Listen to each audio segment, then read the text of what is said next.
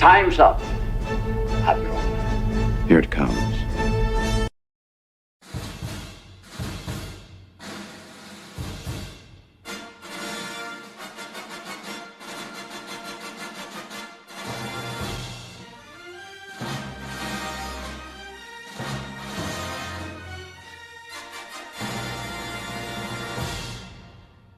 If somebody's gonna try to blackmail me with advertising, blackmail me with money, go f yourself. But go f yourself. Is that clear? I hope it is. Hey, Bob. Give me the meat and give it to me raw. What's the matter? Take yourself a great big bite of meat. Taste the pleasure of the highest quality pork around.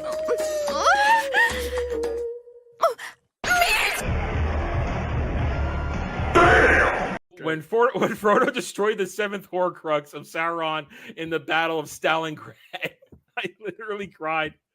Classic Tolkien masterpiece. Also, the scene where the two Nazguls beat the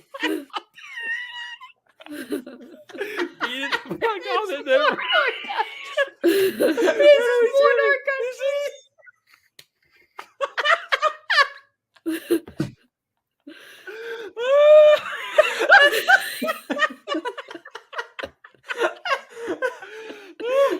I'm crying.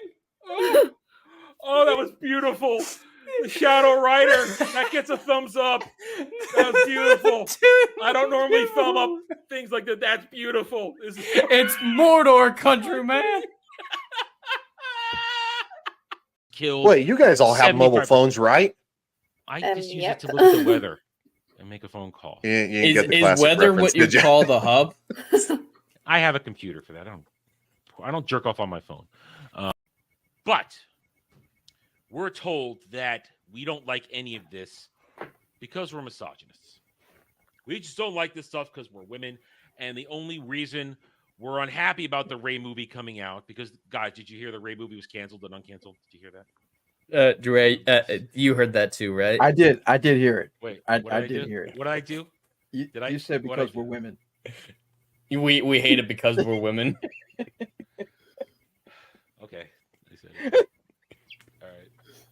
Yeah, see, now Ariel just arrived, and she's going to make sure that I remember that. Yes, we didn't want it to come out like this, but Adam is in fact trans. He's coming out of the closet. Him and Jeremy are in a relationship. It's time.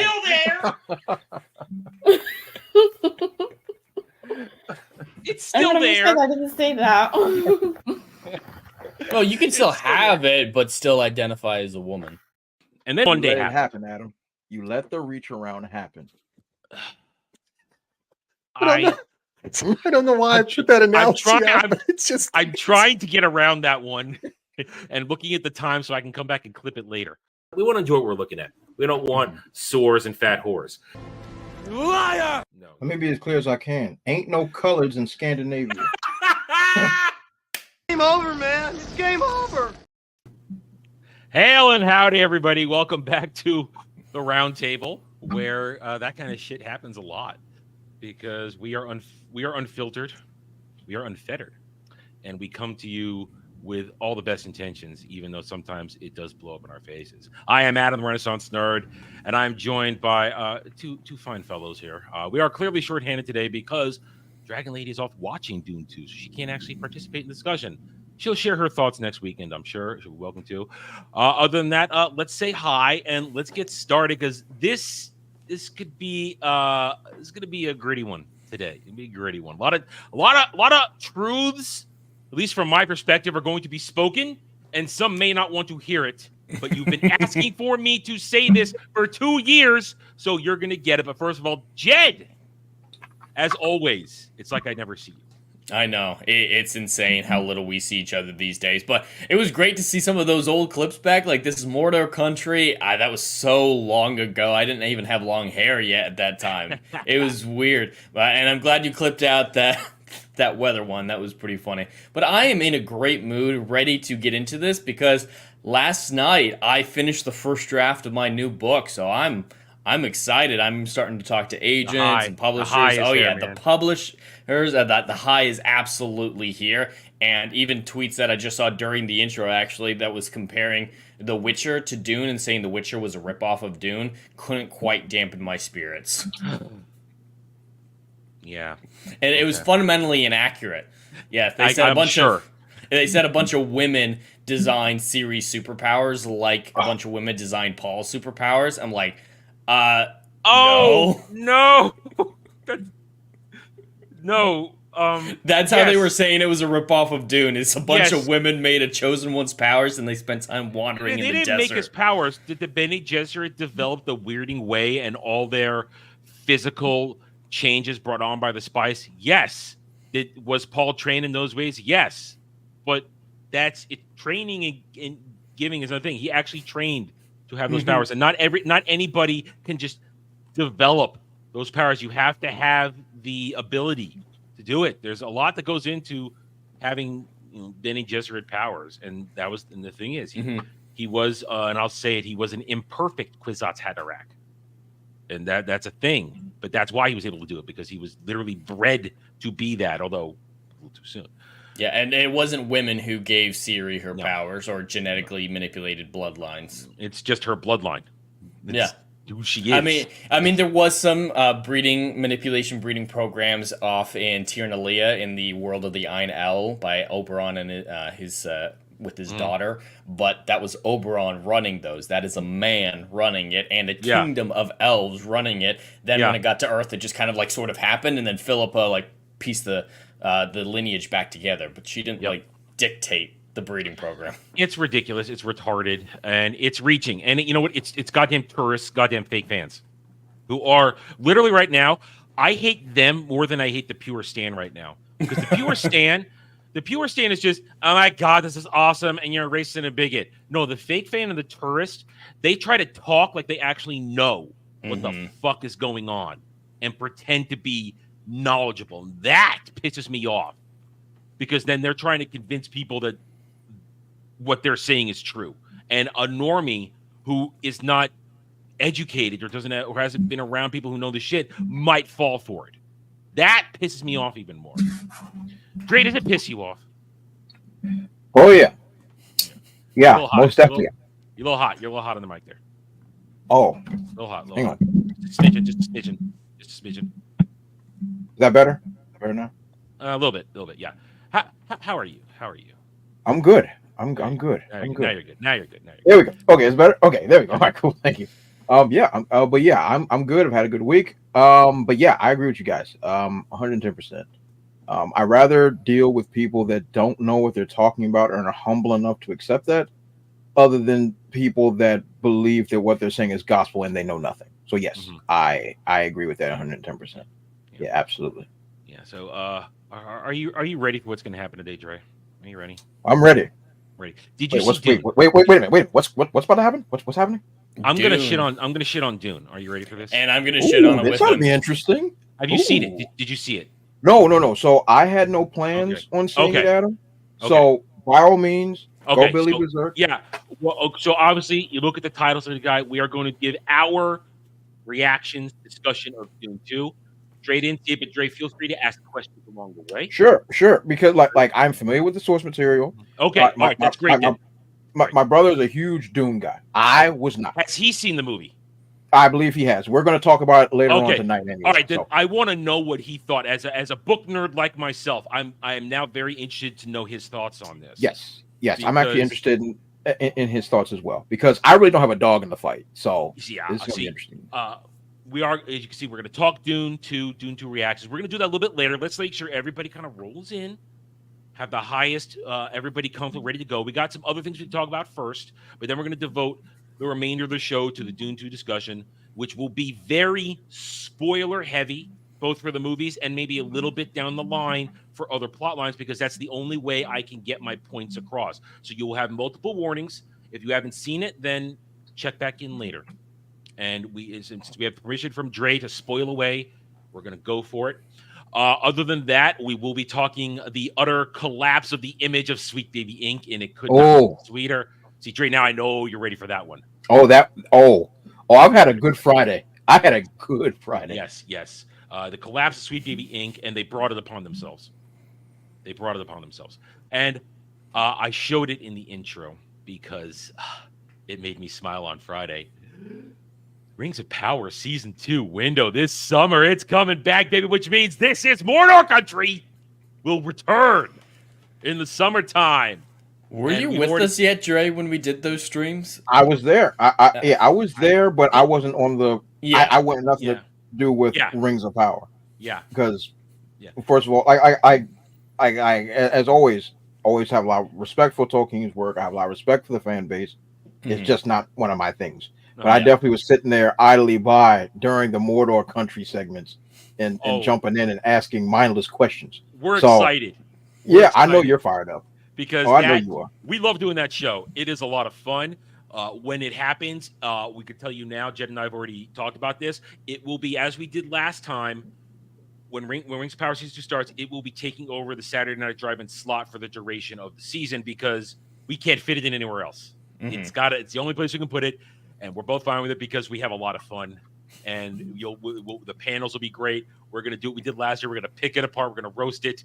Because last year there was that smidgen of chance that it would be okay, and that's out the window. So we're gonna have fun with that. So expect that when the season to premiere is officially announced, we will let you know exactly when it will start. And so look forward to that. This is Mordor Country will return, and we are excited. So we're gonna be talking about that. We'll get started with that. Excuse me. But before that, let's say hail and howdy to the chat.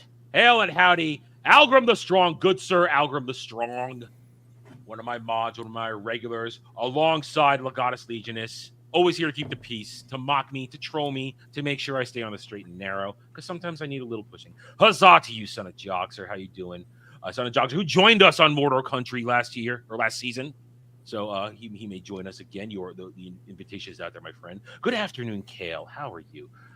Frank Blaskowitz. So Gen X. I'm not sure what that's referring to, but if you enlighten me, maybe we can comment. Hail, Jay Frazier. How are you? Hello, Hussein. Going on down. And anybody else? That's it for people who are chatting. If you're watching and not chatting, we're just happy to have you here on what's always a busy Sunday afternoon. We hope you enjoy the rest of the show. Hit the like button. Subscribe to everybody's channels, and let's get underway. Okay, so we're gonna start with this. We're gonna warm up. We got to warm up first. So we got this. Rings of Power Season 2 was announced, and as I just said, it makes us very happy because I'll be honest, those Mordor countries are my most watched streams. Those are my most watched streams. They were great for Evergreen, and I look forward to it. And also, it enables some variety in our panel. You know, some people who don't get a chance to always be on, get a chance to come in, get a chance to talk with us, get a chance to interact. And it's a lot of fun. It's just a lot of fun, even though Rings of Power is bad. So let's read this over and see what Shilrin has to say. Rings of Power Season 2 release window confirmed. The Rings of Power Season 2 release window has been confirmed, revealing the series when the series is expected to return to Prime Video. I can make this a little bit larger. There we go. Premiere in 2022, the series is set thousands of years before Lord of the Rings. But hang on, I want to go back up real quick here. It says right here at the top. The Rings of Power Season 2 release has been confirmed, revealing Lord of the Rings show is expected to return to Prime Video. I believe somewhere it said it was successful. Here it is. Rings of Power released 24 following the success of the first season. That's funny. That's funny. Do we remember the numbers of how many people it retained? Oh, it's 2 years. I don't remember. I remember. Wasn't it like 80% didn't finish or something? They retained less than 30%. There you go. Of the original audience. Yeah, knew it had to be something like that. Some absurd something number. Insane. People dipped hard. Now, some people, we have some regulars of the channel here who like it and don't and let's just say are unhappy when I rip on it, but majority of people dislike this show for a lot of reasons. Yeah, I can agree with that. Yeah. The vast majority. Vast majority. And hell, that is the lowest hanging fruit to do this show. And my big question, the thing I want to find out is how the budget for Season 2 is compared to Season 1. Because obviously they want to pretend like it's a massive success, but since they didn't get a return on their investment for Season 1 or even for the Season 1 production, not bringing in the rights at all, the reasonable thing is to decrease the budget. I mean, I don't remember exactly because it has been 2 years. We know it was the whole entire thing is $1 billion. That's what we call the $1 billion fan fiction. But I don't think they ever, or at least our easily accessible sources, those who have actual sources like Gary and Az, might be able to give you an actual budget. But I don't know if we ever got an actual number, what portion of that $1 billion was spent on the show. Okay, so according to Screen Rant, the it was about 150. 150, which means it was probably 250. Probably. Wait, 150 what per episode? 150 million, 150 million for the season. Well, let's be honest. Honestly, considering how crap the CGI was, I can kind of believe that actually. Yeah. Because Wait, $150 million for the season. Yeah. 8 episodes. Not including the rights. The rights were the insane price tag. Yeah, that's what they're saying. All right. Well, according to Hollywood Reporter, the second season will be released. Okay. Actually, sorry. Okay. That was the projected one that was initially reported, but after reshoots and everything like that, the actual reported number by Amazon is for the production, not the rights. 465 million. That makes more sense. Okay. There we go. There's no way that made any money. That production budget is equivalent to Avengers Endgame. Yeah.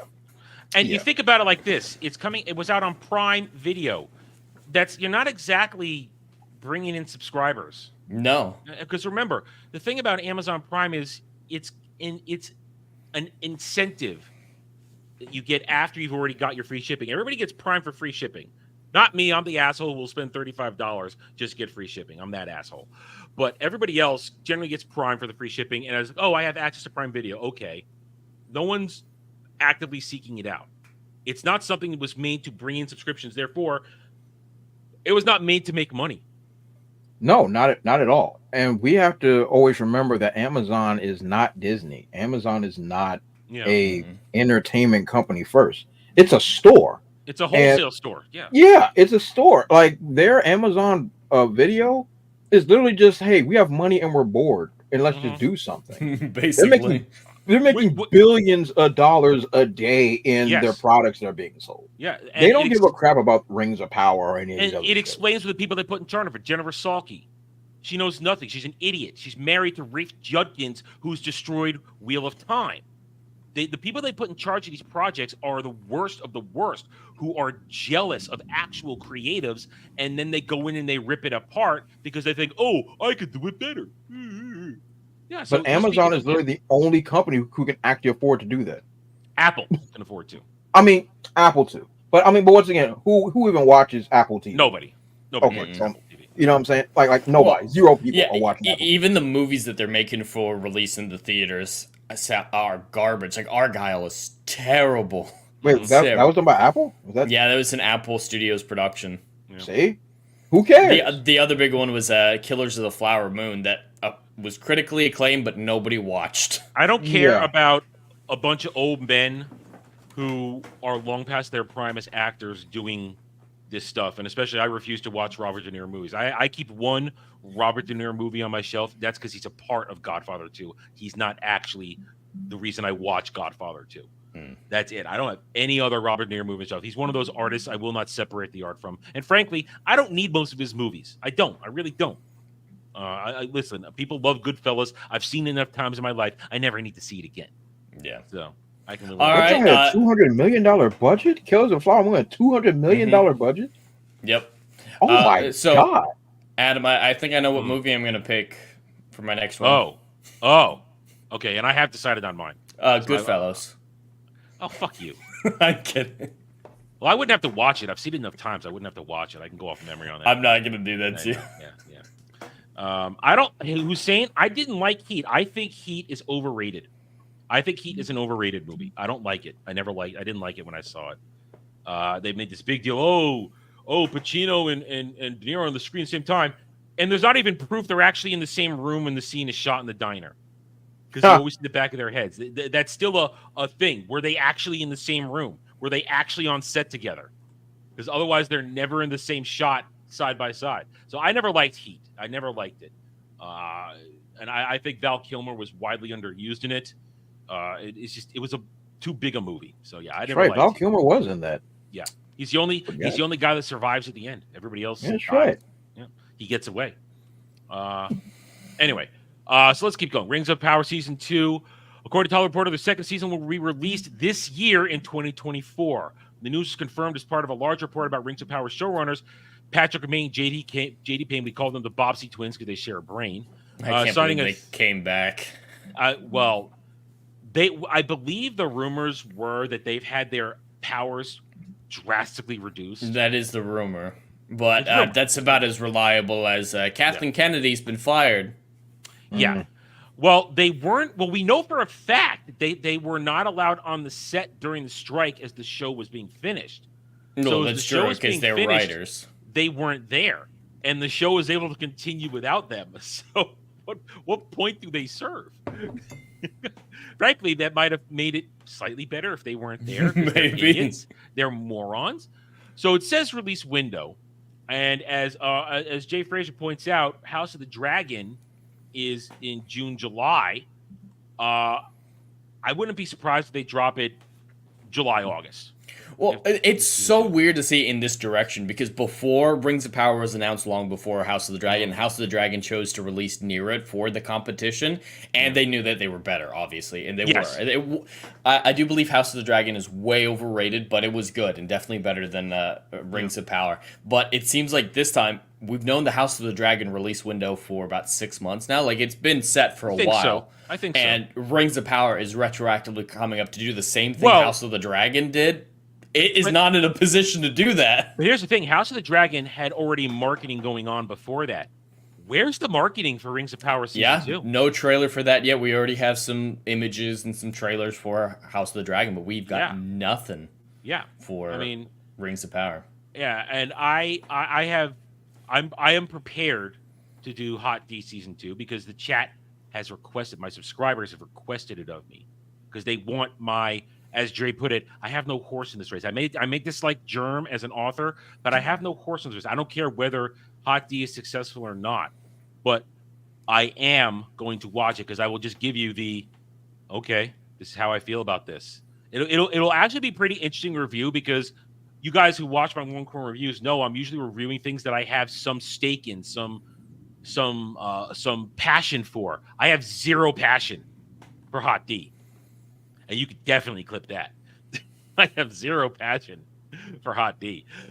So I am going to watch this, and you're just going to get a flat okay, not okay. Not me going, fuck this, or oh my God, I can't believe it. It's going to be okay, all right. And this is how this happened, I feel this and that. Let's be honest, people who are going to watch me for that review are not going to be watching me for whether or not it's accurate. They're going to watch Gary, and they're going to watch Mahler, and they're going to watch Shad when they do their night of live stream. You're going to get my take a day or so later because I believe it's probably going to be, what is it going to be, a Friday night release or something? No, probably a Thursday night release. Something like that. Yes, you'll get mine Friday afternoon or at latest Friday evening by the time because I'm not going to try and I try to if I have to finish a review, I either get it done before FNT or if it's not done by FNT, then it drops right after FNT because just that's the algorithm and the audience. The audience is on FNT. They're not looking for other shit at that time. So you'll get my take about 24 hours later. And it should be just a simple one, but it'll be interesting. Whereas opposed to Rings of Power, because I'm pretty familiar with Lord of the Rings content, you will get not a review from me, but you're going to get Mortal Country, where we're all going to just do that. Now, this year, what I might do is because I wasn't proficient at the whole clipping of streams yet back then, I might clip out some of the best moments of Mortal Country following this year. And also, just remember, guys, you guys don't know, also, Jed and I will be simulcasting it on both our channels. Mm-hmm. We're both going to be simulcasting. So you could find it in multiple places this year. So I will probably, now that's going to be probably upwards of 3 to 4 hours of the stream. So I'm going to have to actually take notes of this is the moment. Remember this time stamp to get this instead of going, when did this happen? Like I normally do, like an idiot. Those are the best parts, just waiting for you to find something and we just go off on a tangent while we wait for 10 minutes for you to find it. I know. Hey, listen, we'll do better. Anyway, so Rings of Power could be released. Summer 2024 is a possibility. Now, that's what we brought it up because last time, as Jed mentioned, Hot D put its dick on the table and said, we know we're better. We know we're better, and we're going to embarrass Amazon. We're going to embarrass Rings of Power, and they did. It was an embarrassment. Oh yeah. And from what little we know of Rings of Power Season 2, they have worked very hard to try and say, we're going to change. It's going to be better. They're going to be battles, guys. More battles. Yes, that's what will make this better. More badly choreographed battles. Mm-hmm. That's what's going to make this better. And just terrible logic behind the strategy, like leaving your reinforced high ground position for a village in the middle of a clearing with wood thatch. Yeah, so claiming, we're going to be a little more book accurate. We're going to bring characters in that you missed the first time. Wait, so you're going to continue to butcher it by just doubling down on the fact that they weren't there and making up retarded fake plot reasons that they weren't there. Celeborn, we're looking at you. Because I believe they're doing that. Oh, yes, Jay Fraser is right. Yep, all female directors. I remember making videos so on this. Proud of it. I remember making videos on that. How did that go with She-Hulk? Oh, that went pretty well, I think. Yeah. Well, it went well for some people. They were nominated for awards. Doesn't that mean that they were the best? It went well for a lot of YouTubers. Let's just say that. It went well for a lot of YouTubers. Worst show ever put onto the American stage. Put that on my tombstone. It's up there. It's up there, definitely. While the exact release date for Rings of Power is yet to be announced, the confirmation is that Season 2 will be released sometime in 2024. It's a welcome one. Now, they say Season 2, McKay said that production of Rings of Power may take up to another couple of years, suggesting it might not arrive to 2025, 2026. However, this estimation didn't rule out the possibility of 2024 premiere as the best scenario. Well, it's happening. And now, we've said it might be summer. They might be cowards and drop it in September when Hot D is done. Mm-hmm. And they might do that's what they should do. Like, if I were them, I would not want to do that competition honestly, again. If I were Hot D, I'd love it. But I would prefer it because then that's guaranteed content. I can roll from one right into the other. I prefer that. No. For us, it's better. For House of the Dragon, it's better. But for Rings of Power, if I were on Rings of Power, I would say no fucking way. Get as far away from Hot D as you can. Yeah. Well, listen, I don't want to be anywhere near Hot D. That is not my thing. But what about Hot Tea? I don't like tea either. I don't like hot tea either. I don't like iced tea. I don't like tea in general. Dre, did you not hear that earlier? Oh, he said I hot heard tea. it. Yeah, he said hot tea before. I did not. You did. At one point, you did say, hot tea. I mean, Hot D is gonna whip out its dick. I'm not playing this game. I'm not playing this game today. Either way, it would be wiser for them to go in September. And as a YouTuber, as a content creator, as a reviewer, I would prefer, because I do not like reviews on top of each other. It makes it stress, especially when they're on the same day or at least close to each other. Because the way I do my reviews, it takes me up to 3 hours to do a review. So it's just a time sink in the day. And when you have back-to-backs, and already with House of the Dragon will probably be a single episode release because it's going to be on HBO as well, and they're going to do normal release. But when Rings of Power releases, they're probably going to do another 3-episode drop. And that's going to be a nightmare to watch. That's a lot. Oh, wait a minute. I did do straight up reviews for Rings of Power. Yeah. So I have to do the review before we do Mortar Country. So Good luck.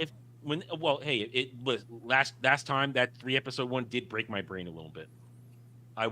When I watched them all back to back and I took breaks in the review, if you go back and watch my Rings of Power Season 1, Episode 1 through 3 review, as you go through it with the breaks, you watch me descend into complete aggravation, complete belligerence by the end of it. I was just so pissed by the time it was pretty bad. I got to Episode 3. And then that first Mortar Country, we went for nearly 5 hours, that first Mortar Country, because we had to get through all 3. So bring your big boy pants, everybody, because that first Mortar Country for Season 2 is probably going to be crazy. And yeah, Frank Vasquez is right. 3 episodes where nothing happened and butchery ensued. So I completely forgotten that I did review it. I'm like, all I did was Mortar Country. No, you did reviews, Adam. You did reviews. And because I'm remembering, it's all coming back to me now.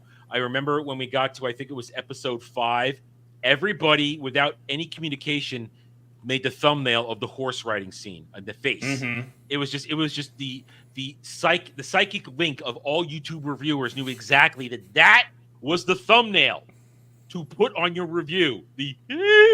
As she's riding that horse, getting off. Everybody knew it. It's like boom, perfection. Thank you. Well, do you remember the short I made using that scene? Yes. It was a great one. It was a great one, Dre. It's her with that face riding the horse saying, "No man has ever touched me like this." And then the horse says Eowyn's line from Return of the King, "I am no man." Oh Lord, that's funny. I can't wait for this. This is gonna be great. So I predict it's gonna be September because I think they're gonna probably drop it on the same day as the last one. The anniversary of Tolkien's death, or that same week at least. I think they're gonna do it again. I hope they do it near Hot D. Yeah. I don't think they want to do that. Get that ring of power up near the Hot D. Oh my God. What to expect from Rings of Power Season 2? So let's just remind everybody what's coming up against that Hot D. The Rings of Power cast is a massive international ensemble. Yeah, that's going to make me feel excited. Most of whom are expected to return for Season 2. Morfydd Clark as Galadriel Warrior Princess. I know we called her Galadriel Warrior Queen, but I like going back to Princess. It's funnier that way. Robert Amaro as Elrond. So Femrond. We called him Femrond or whatever. Well, I might have to go back and look whatever nicknames we came up with for a bunch of them. I have to remember. Charles Vickers as Sauron. But remember, the rumors is he's going to transform into a person of color. Mm-hmm. That's going to be Anatar, the most beautiful, Anatar's his most beautiful, attractive form. And it's going to be a person of color with a face like it's been hit by a 2x4. Oh, boy. Yeah. I mean, what? Season 2 has also been made some high-profile additions, including Game of Thrones star Kieran Hines. I don't know who that is. Other people. James Bond star Rory Kinnear. I don't know who that is. And Star Wars alum Tanya Moody. I don't know who that is. I don't know who these people are. I don't know any of these people. I could pass them on the street, step on their foot, and not say I'm sorry and not know who they are. Good Lord. Damn. I would just know I might not know who they are, but I guess I would instinctively know that this is a person that I need to ignore forever. Because they're Jesus H. I'm sorry. If you're a part of Disney Star Wars, you're probably trash as an actor or an actress. Can't argue with that. Yeah, let's be honest. Sam Hazeldine also replaced Joseph Maul as Adar. Oh yeah, because that dude said, "Hey, this shit's gonna kill my career. Fuck this shit. I'm out." No, which is funny because he was generally accepted as being the best part of the show. People were thirsty for him. It was weird. Yeah, Daddy Adar. Yeah, it was rough. And again, another made-up character doesn't exist. Actors joining the cast in undisclosed roles include Oliver Alvin Wilson, Stuart Bowman, William Chubb, and Kevin Eldon. I don't know who these people are, and I don't care. And here's the full cast of people who were all terrible in their roles. Let's be honest. Every single person on this cast was terrible in their role. There was no saving grace. They were horrible. You didn't like Nori? No, I didn't. Wash your fucking hands, you filthy creature. Jeez. Nori is a dwarf name, not a hobbit name. It's ridiculous. So all of them were terrible, especially this son of a bitch right here. This guy, goddamn, Ismael Cruz Cordova. And he's just more cringe in real life than that's his thing. Role. That's what I mean. I mean, he was a deadpan actor, had no presence, no nothing. But his interviews were terrible. Oh, he's up there with Sophia Numvet and all her bullshit. Do you remember Deeza, who went Sith at the end of the season? Went full on Sith Lord at the end of the season. Had the eyes to go with it. Rings of Power Season 2 story will continue chronicling Middle-earth's Second Age. Season 1's ending saw the creation of the 3 Elven Rings diverging from Tolkien's source material. Oh, thanks for reminding us of that. Thanks for admitting it. Mithril was an essential element. crafting more rings will require more mithril, underscoring the significance of Casa Doom and the Balrog lurking beneath its minds, because that's going to happen because they found mithril that woke up the Balrog. Yeah. Yeah, because the lives of all those dwarven settlers wasn't enough to make that a conflict worth caring about. Yeah, and the whole everything is because they've condensed the timeline. And of course, we know that dwarves dug too deep, and they woke up Balrog. But that was after centuries of mining, not just we found the mithril, we woke up the Balrog, yay! Because it has to happen immediately. No, that's not how it happened. It's not how it works. That's not even the timing of how it happened, because what's his bucket? Gimli expected, but like didn't expect the Balrog to be there. Yeah, because in Fellowship, Moria was still thriving, and I've seen lore videos. The fact that the reason Gimli thought it was still going because dwarves, like elves, view time differently than humans. So a good 100 years could go by, or a good 50, 60 years, and they wouldn't realize that they haven't heard anything from Moria because that would not matter to them. So, of course, he would go from Erebor He knew Moria. Brawlin was there, and that was only 60 years before Fellowship, so it's at least 50 years or so, I could say. Yeah, so I've heard solid lore channels tell me that that's why Gimli expected him to be there. Why there would maybe be no communication from Moria to Erebor, because that's kind of how they operated. They didn't think about that. And that means it was during the end of the Third Age where they woke up the Balrog. Well, it was abandoned for a while, and Dwalin's or Abalin's expedition was to reclaim it. The Hobbit changed it. The Hobbit said that orcs took over, and Thorin tried to retake it. Yeah, that was all wild with the Azog. Ghost.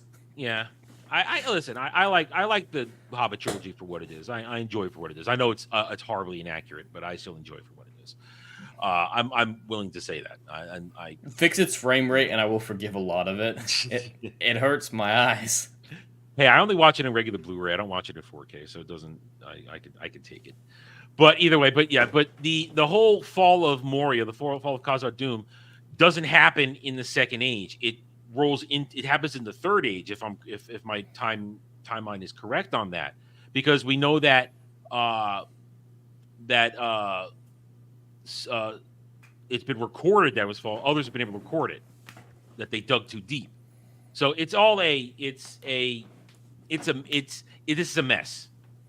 It's a mess because they don't care about the timeline, because they don't even have the rights to it. That's what it boils down to. They're talking about here. Crafting more rings will require more mithril, underscoring the significance of the fall of Khazad Dûm. Meanwhile, Nori and the stranger are on a journey to unexplored lands of Rune and the area previously uncharted by Tolkien. These are things that can't happen in the Second Age. But they don't care because they don't have the rights to it, so they have to make shit up. That's what we call it, billion-dollar fan fiction, or someone when you say billion-dollar bad fan fiction.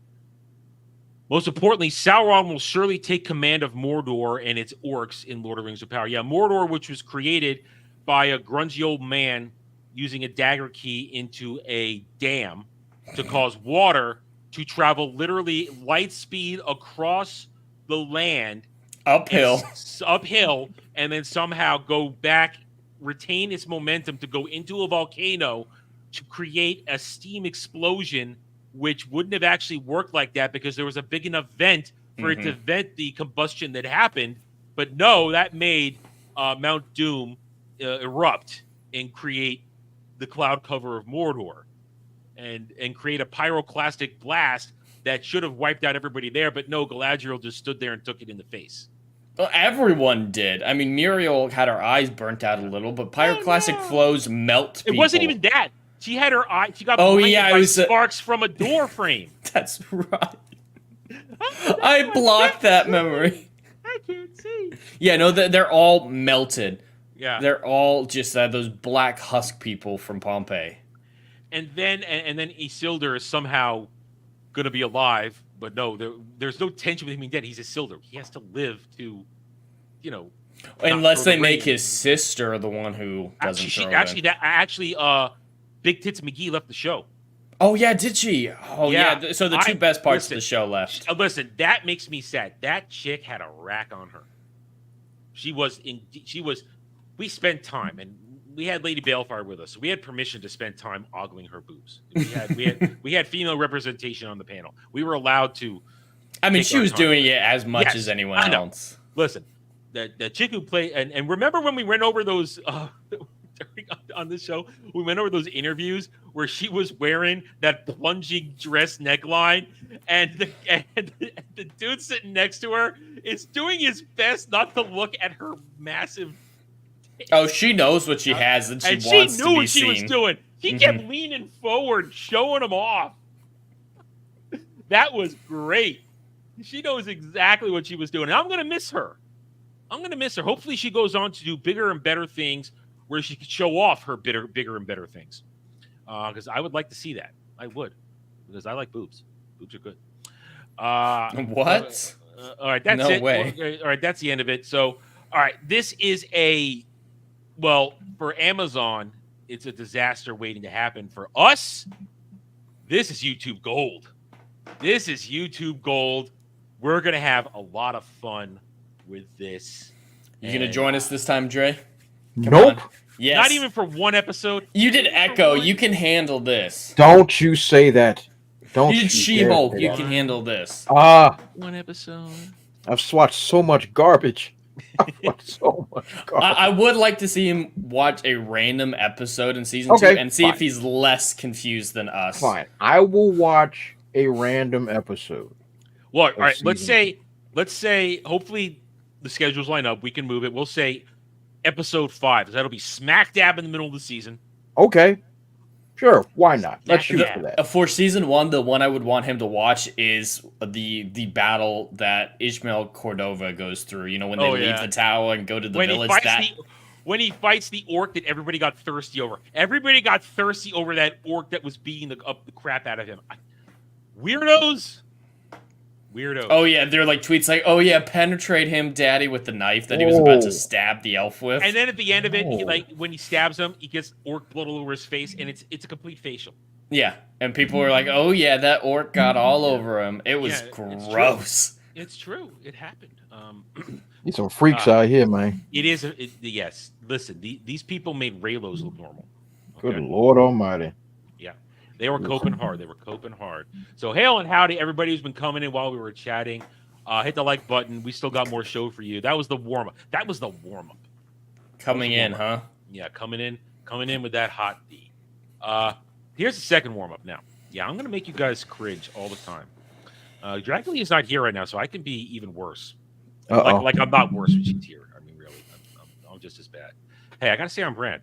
All right, so next story. No easy transition because these are two different things. Little company called Sweet Baby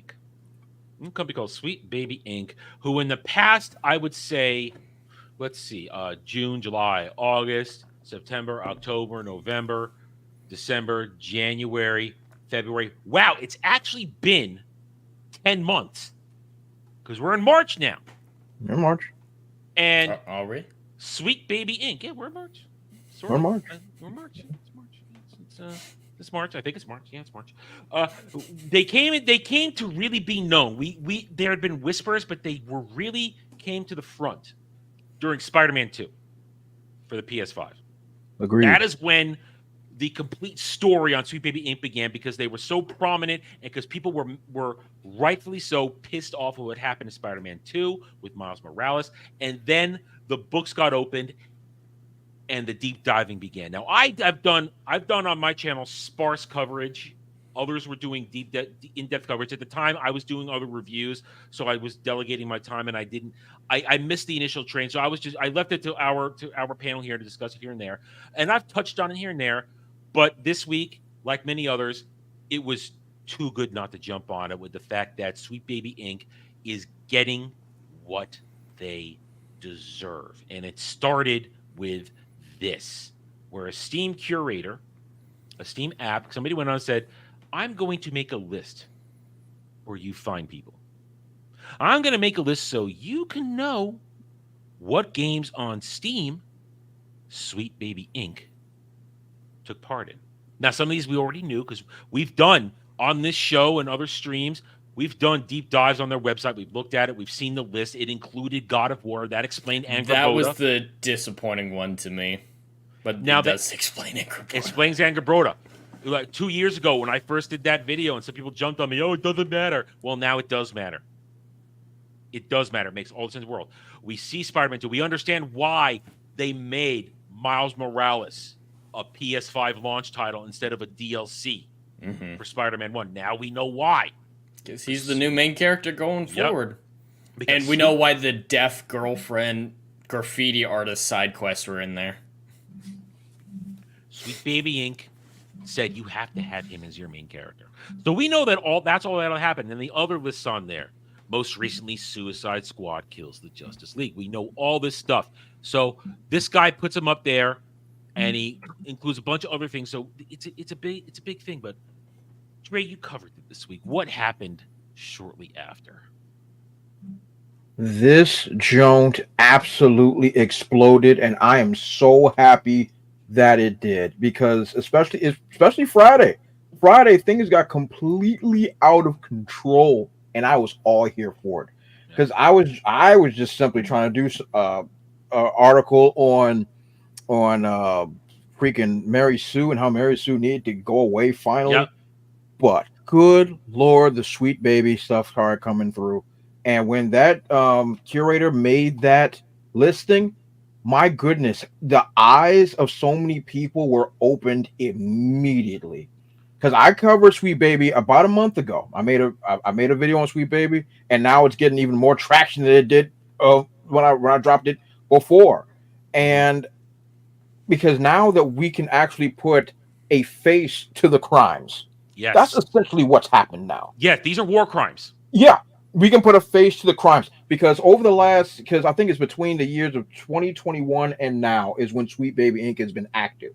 Yeah. And ever since then, we were like, hey, what the heck happened with, why does that, who cut their penis off? Spoken.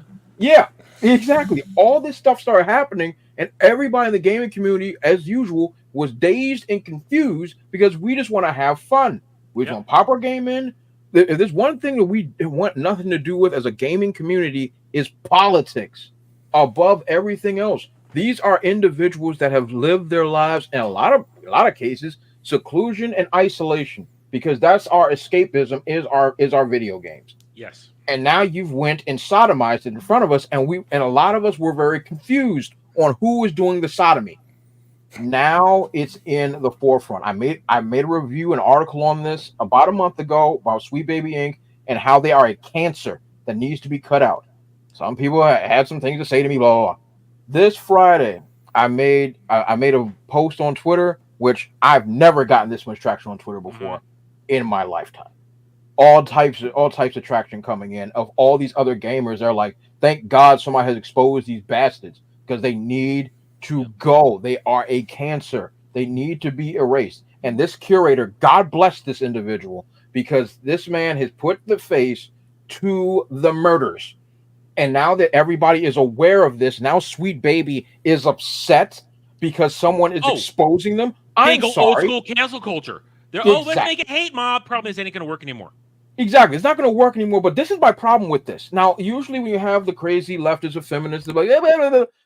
This is different, because you have intentionally put yourself in the forefront of saying this is for inclusion and diversity and everyone should love us. Now you're getting the spotlight you wanted. They peacocked too hard. They were so proud.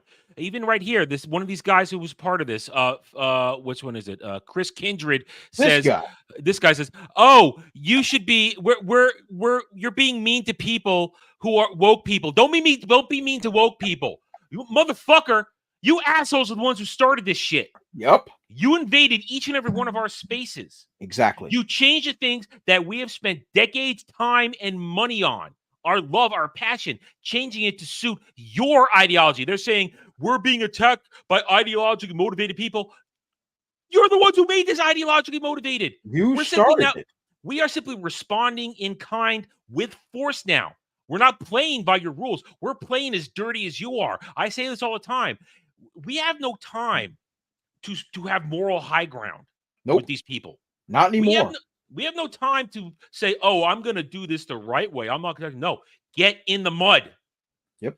Get in the mud. Get a little dirty. Call them names right back. In fact, call them more funny names, interesting names, memeable names, because they can't handle the memes. They'll call us racist and bigots. We don't care about that anymore. Yeah, I don't care. those words have lost their meaning. Yeah, Those words have no pointless. Yeah. So go that. I'm going to create inventive slurs against you, against all your little terminology. I'm going to twist it around because I can do that. And then we're going to let loose the memers on you, and they're going to meme the hell out of you and make it even funnier. So we're going to get in the mud and do it. And to those who say, don't do it. My response has always been, shut up, either get out of the way, either help get out of the way, and I'm going to drag you across the finish line to victory, whether you like it or not. Exactly. And that's exactly where we're at. Like, this is what pisses me off about this company in particular. You all made it your business to attack innocent people. You made it your business to infiltrate nerds and their spheres who haven't done anything to anyone ever. And now they're sick and tired of being attacked. And now they are retaliating. And now you're mad. When they were trying to quietly let this thing go, hoping it will pass, you continue to attack them. You continue to destroy the things that they love. Now you've hit a fever pitch, and the nerds have revolted. And now you're like, how is this? Is this harassment? No, you came into my house and started stealing my stuff. I have every right to do what I got to do to get you out my house. Yes. It's crazy talk. Yes. And this individual, Chris Kendrick, is blocking everybody on planet Earth. This person here should be ashamed. You should be ashamed, because the Steam curator did exactly what curation is supposed to do. Yeah. Filters. He didn't do any, or he or she, I'm not sure who the curator is, I'm not sure the man or woman. But like, this individual did just what a filter's for. Now everyone sees who's involved in your company and stuff. And so now people can make an informed decision, an informed choice, if they want to participate in your garbage. And you don't like it because you wanted to trick people. It's informed because they try to claim he's lying, but no, he has shown receipts from both credits of games and their own website. Yeah. And this is, as I said on Monday, and I said it on Ballbusters on Friday, this is the last resort. They are afraid, so they're creating a cancel mob to try and destroy somebody because they can't fight receipts. So what do? They're going to go for the destruction of a person's well-being. Yep. As always. Yeah. What happened to free love and acceptance and inclusion and diversity? That's never been their stance. It's about control. It's about control. It's about making sure that you play their curated content, what they want you to play, what they want you to interact with, so that you learn the right lessons, so that you're on the right side of history. That's what it's about. Isn't that something? It boils my piss to see this type of stuff, but I'm so happy. I'm so happy that they are now being exposed on a much larger scale, that now the normies themselves are finally getting a whiff of what The Rock is cooking. And I'm so glad to see it, because now it's not just a select group of people saying, hey, these people are the devil. They're like, oh, well, maybe. Now I was like, oh, wait. Oh, they are. Oh. Yep. Oh, yeah, let's not spend our money. And hopefully, it's like, now that is the one thing I got to give the gaming community a lot more credit than the viewing community. They say no with their dollars instantly. And you went right to my next point. I mean, Jay Fraser 360 for £5 brings it up perfectly right here. Alan Wake 2 is a game story I have been waiting 13 years to play. Then all my excitement was snuffed out as I watched Mahler's stream, RIP Remedy. This encapsulates perfectly what you just said, Dre. Gamers, we are a passionate bunch, but at the same time, when you F with what we love, we are a salty bunch, and you get instantaneous reaction from us. Yep. We will instantly tell you, oh, you done effed up. You done effed up. We are not only going to now not buy your stuff, we're going to tell everybody not to buy your stuff. We're going to lie, and some people will spend the money and live stream it, but they're going to do it so that you lose money. Yeah. Because some people can afford to take that hit. I personally can't afford to just buy a shit game and play it because I live on my gaming budget is specifically for a month. I can spend so much every month or so, and that's it. So I have to get the games I'm sure I'm going to enjoy and have a good time with, or reinvest in it, like in April when we're going to be playing Final Fantasy 14 with a bunch of the guys. So with gamers, you don't F with it, because these are people who not only spend gobs of money, That's a perfect word. gobs of it, on what we do, especially not just the game and maybe extra assets to the game, DLC, extra stuff, fun stuff, but then there is also the extra merch, because there are people who will love a game.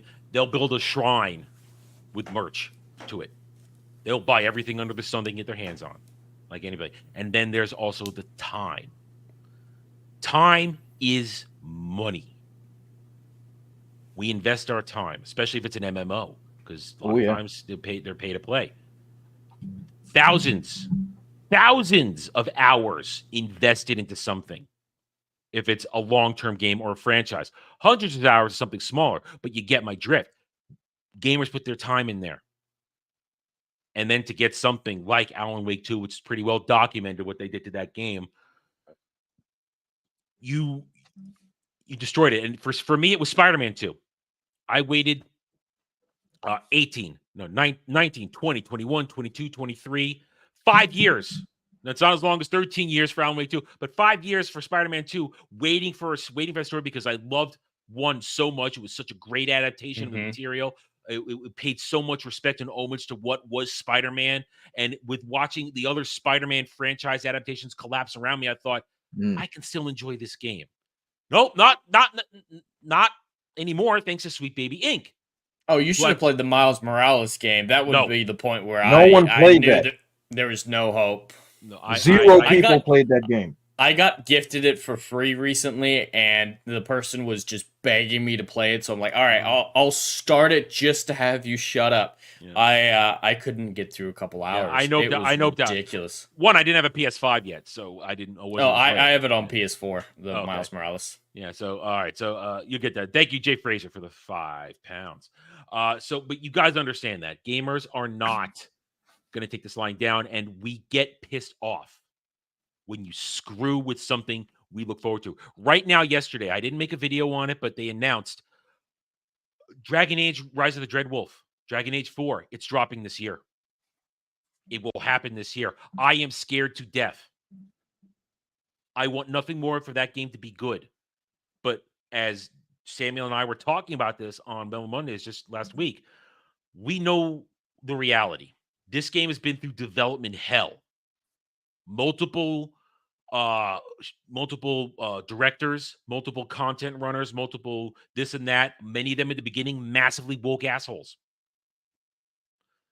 This could either be genius or a complete disaster. That is one game I will risk the money on because of my love for the Dragon Age franchise. I will put it out there. I will get it. I will play it. We'll find out together. But that has me scared to death. And it has been, just like Jay Fraser, he waited 13 years. It's been longer than that since Dragon Age Inquisition. It's been over a decade as well. Because I'm pretty sure Inquisition was what? 11, 12, 13? Jay, can you look it up real quick? Dragon Age Inquisition release date? Because I don't want to. 2010? I feel like that was 2010. I don't want to bring this down. Guys, I was still playing it in 2014. 2014. Okay, so November 18th, so 2014. Okay, so it hasn't been as long as Alan Wake. So it's been a decade. It has been a decade. So that's an equivalent thing to waiting for Alan Wake 2, like Jay Fraser did for that one. It's an equivalent. I want this to be good. But I am prepared for it to suck. I know the reality. Just like Dre said, Adam, you know what's coming with Avatar live action. I said, no, maybe be good. No. I know the possibility of what's coming here. And it may very well hurt a lot. Yeah. But I'm prepared for it. I mean, but we can only hope at this point, because now that this, I'll call it like it is, mass exodus has officially begun on Friday. Who knows what the future might actually hold? The gaming community is saying no with their dollar bills. Hopefully to any god that's listening, move these studios to stop working with these demons. And it's a Western problem. Good It's a Western Lord. problem because the Japanese motherships are actively cutting ties with the Western companies that have been affected by this. Square As they Enix should. sold off their Western development companies because of what Sweet Baby Inc. did, destroying them with their stuff. Yeah. It is not even close. It's not even like, oh, well, it's a little hit. No, they're losing billions with Yes. a B. B. Studios are closing down. Yeah. Developers are losing their jobs. Artists, producers, directors, entire studios, they're collapsing under the weight of this And garbage. let it die. Let it die.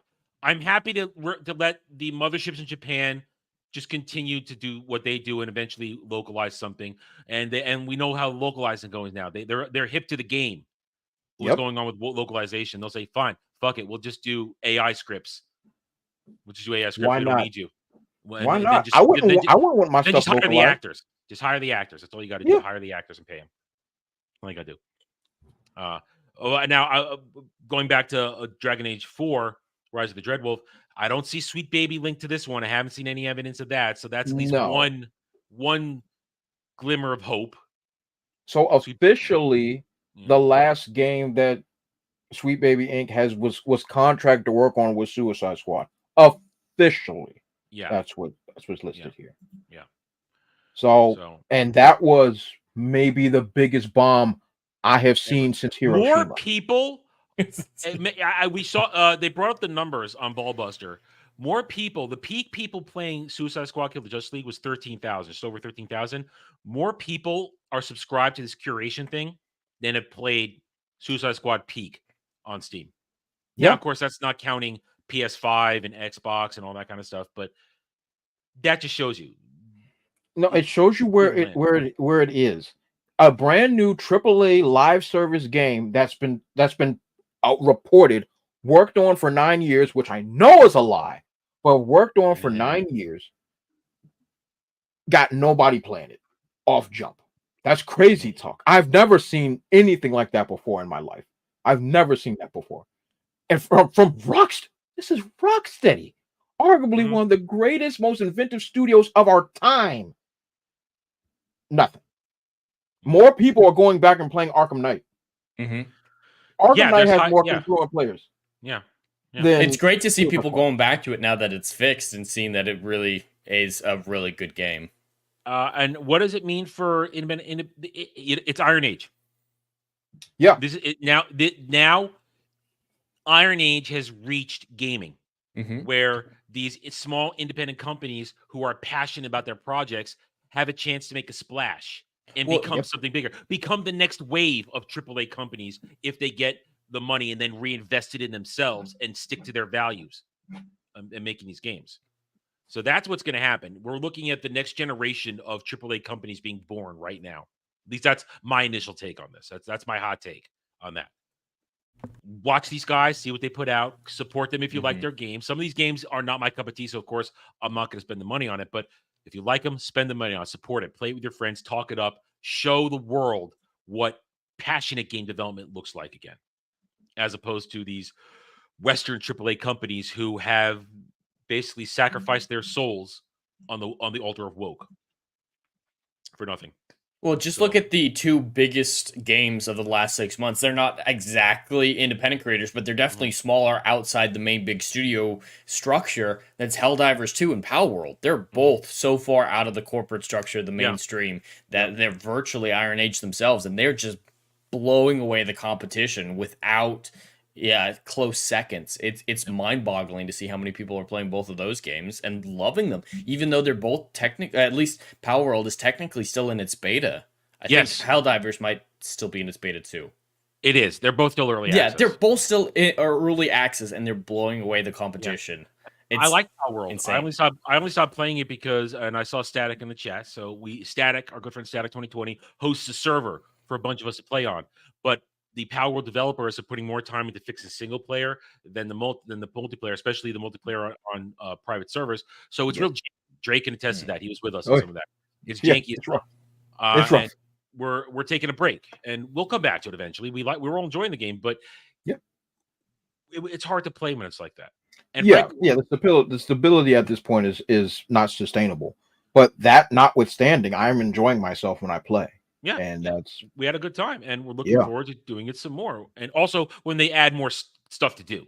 yeah, yeah. 'Cause Of right course, now it's basically fight a tower, collect your pals, explore yeah. the map. It's And kind what of was that? Helldivers 2 was done by Arrowhead Game Studios. Mm-hmm. So to say they're independent is an understatement of the millennia. I think yeah. was it in Sweden? Is that Sweden or Is it Sweden? is it Sweden? Let me see. I think they're Sweden. Well, Yep, Sweden. Yep, Sweden. They're from Sweden. It's by all accounts and purposes, independence hashtag Iron Age is where everything at. That's where everything is. That's where everything lives. Because AAA is dead. It's deader than dead. It's dead I- in the West. It still Yeah, big functions time. in the East. The East, it functions Yeah, because in the East, yeah, pretty much I mean, everything I'm functions going in the Stellar East. Blade. We are 2 months away from Stellar Blade. I am And that's going gonna make to trillions. listen. I'm going if that to. were a PlayStation exclusive, I would be getting it. That Yeah. looks really good. Yeah, I mean, I'm getting it for my PS5, so I'm excited. I'm excited because I'm gonna to borrow the phrase from Trey, I'm gonna do unspeakable things to myself to that character. She looks glorious, and That's her the way you model, do is it. her body model. That is a woman. That is a woman. Oh, To think that- don't tell Twitter people that they Yeah. actually used a body model. Like their whole Yeah. like, oh, Disney makes this unrealistic expectation for women body types, and then we see like Sleeping Beauty had a body double, Snow Yeah. White had a body double. and then they try to push it off as though, oh my God, how can you get off there? She has the body of a child, and then you show this 32-year-old South Korean model who has a body gifted to her by the gods. Who is just it's a perfect body, and she has a beautiful face too, so that helps. So it's that is a woman. That is a woman who takes two hands to handle. For them to say, "Oh my God, you're attached to a child," what? These are weirdos out there, and Yeah. they hate that their body positivity woke message is being destroyed. Because it's not by real. East. It's not real. I mean, just look right now. Take away whatever complaints you have about so-called censorship. Final Fantasy VII Rebirth right now. Tifa is still there in all her bootylicious glory, and I haven't gotten there yet. But there is a beach scene coming up where she will be in bikini time. It's gonna be glorious. She's gonna be doing sit-ups for me, Trey. She's going to be doing sit-ups for me. It's a mini game. I have to play it. Oh, of course. Yeah. Of course. Lots of trophies involved, and it's great. And the jiggle physics are there. I've seen the clips. The jiggle Great. physics exist. Yeah. Jiggle physics. They brought them those old school Dead or Alive jiggle physics back in that joint. Square Enix, I believe, has realized what they did wrong, and they're coming back. And whoa! Here we go. Oh, coming in one at a time. First from Al Grumlow Strong for $99.99 for the Nerd Kings gaming coffers, the Baron Brutality's beard maintenance, and the persnickety promotion of the Crimson Count's most noble tome to be. Salute, swords, shield, and a drink. Thank you, my good friend Al Grumlow Thank you, Strong. Al. Thank you. I'm working on it, big dog. I'm working on this. I'm putting it together. And also, our good friend Lyle Hammock for $20. Hello. All good to see Sweet Baby Stink being recognized for what they have done to the gaming industry. I have pre-ordered Celebrate, especially after Shift Up of the developer didn't bow to these crazy feminist hacks. Hail. Yes. I'm not going to pre-order it because I can't just walk to my local Walmart who nobody goes there. There will be a copy that morning. I will just walk in. I will get it. Although, funny story, Thursday morning when I went to get my Final Fantasy VII Rebirth, they hadn't even put it on the shelf yet. And the lady who was standing there, this is at 7 a.m. in the morning because I had to get out early to get it because then I had to hand my car off to somebody else. She tried to convince me, well, maybe it's not here yet. And I thought, no, I know how gaming deliveries work for release days. It arrived. Yeah, I didn't say this. I'm thinking, no, it arrived yesterday. You walk your piddly ass. I didn't say this. I treat the retailer with respect. I don't speak my mind. I just smile and nod. And I let them go, and I let them come to the conclusion myself. But you walk your piddly ass into the storeroom, and you go get it.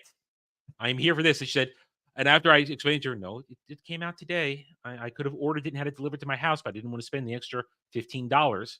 So please check again. I'll go look in the back. You go look in the back. You mind waiting here?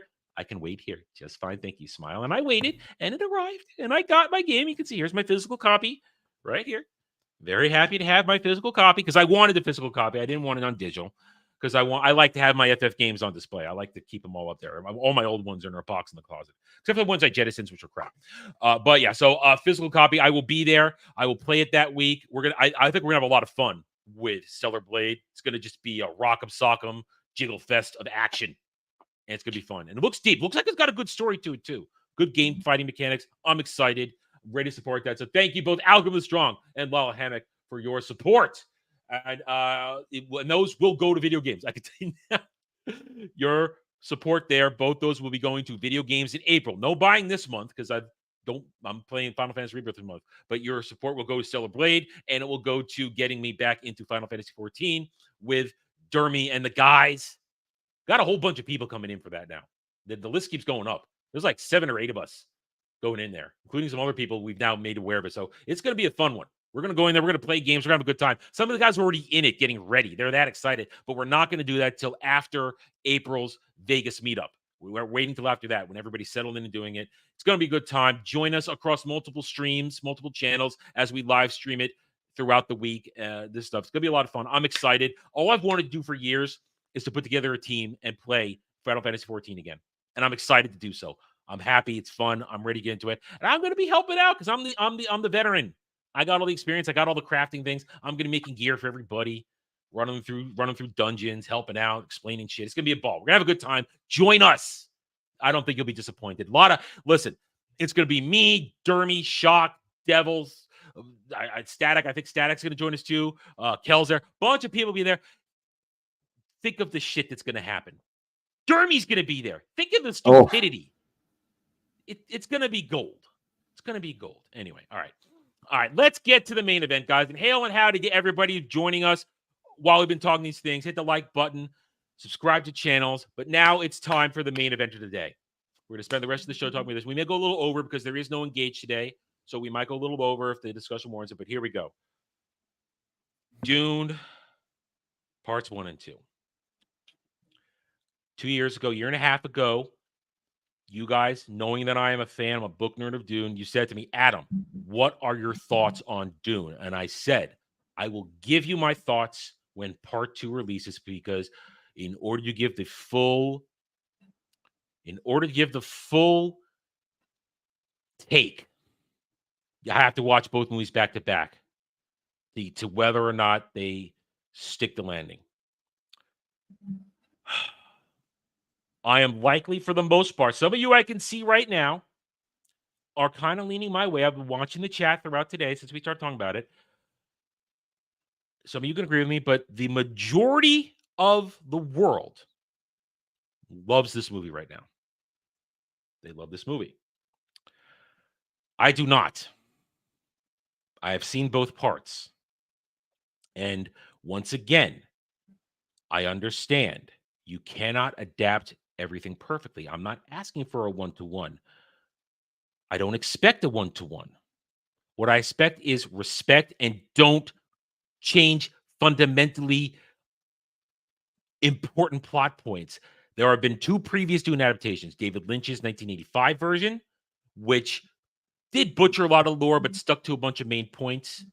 More left things out than really butchered things. And then there was the Sci-Fi Channel early 2000s miniseries, Dune, and then Children of Dune, which are, as I like to put it, 85% accurate. They got most of the important stuff in there. They wibbly-wobbly a few things in there and leave out a couple things, but they nail the essence. Denis, and I'm going to say his name correctly for the first time, Denis Villeneuve, what he did, I don't think was done with malicious intent. I truly think he believes he is honoring Frank Herbert with what he's done here. But what he's done, he fundamentally changed the ending in the second movie. And he fundamentally removed certain events and changed certain events to diminish certain characters and alter characters. Before we get into the details, I'm just going to run over this, and then I'm going to let Jed go for a second. Bullet points of what went wrong with Dune Part 2. Character assassination. Just about every character in this movie was changed for the worse. Either stories truncated or stories outright changed or stories left out because the character wasn't really there. Alia, we're looking at you. The portrayals, the casting, horrific. Each and every one of them miscast, with the exception of Josh Brolin for Gurney Halleck. I would say just about every character was miscast. Even if some of them are good actors and actresses, their performances based upon what they were working with were bad and made it a bad representation of this character. Changes to the plot, major changes to the ending. And I'll go over this more detail in a little bit here. There are certain events were changed and altered, making it very difficult to properly tell them as they should be told in future movies, should they go to Dune Messiah, which is all signs point to them wanting to do, and further on with children. And I am on the record, they should never make God Emperor. God Emperor should never be actually put on screen. It is too weird a book. It is not, it can't be translated well. It just can't be. And so on and so forth. Not to mention, the visuals are fine. The music, while overbearing, is a good soundtrack. It's just too much of it. I love Hans Zimmer, but there's just too much. Too much. Without getting into details, I will now, Jed, you're coming at this from a non-Dune fan aspect of it, from more of your Hollywood scholar aspect, or the objectivity looking at it.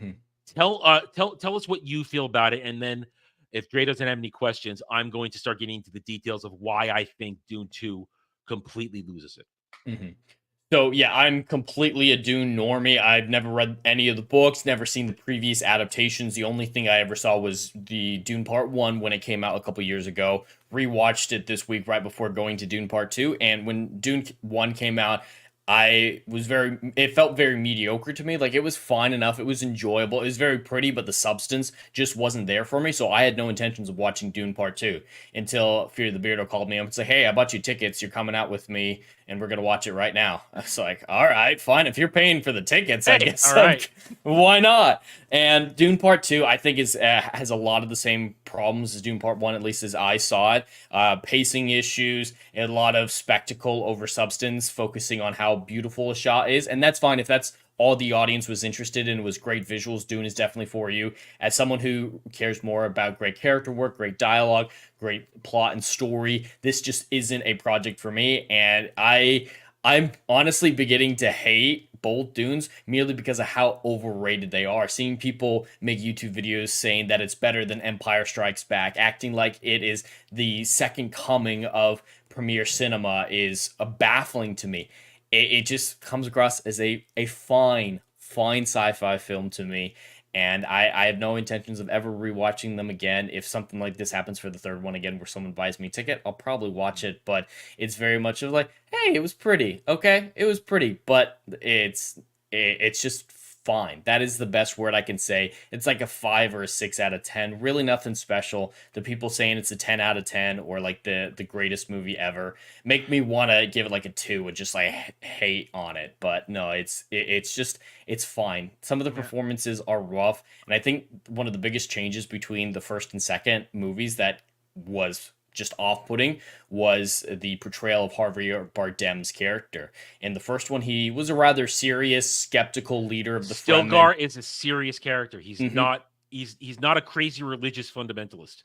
He was comic relief in the second one, though. It was jarring because the second one picks up like a day after the first part ended. Like, it's really, really close. And he's in part 1 being all serious and suspicious of Paul, and in the second one he's like, oh my god, I love him, he's my messiah. And it's part of the problem. Weird. They leaned way too much into the prophecy stuff and having it be the driving force of everything, when yes, the Bene Gesserit did seed the planet with the prophecies, but Jessica spent literally 3 years pushing that narrative to build up the fervor, to convince them that all to protect them, because even though Stilgar promises them protection, it's not complete, because it's just protection in his siege, not other sieges.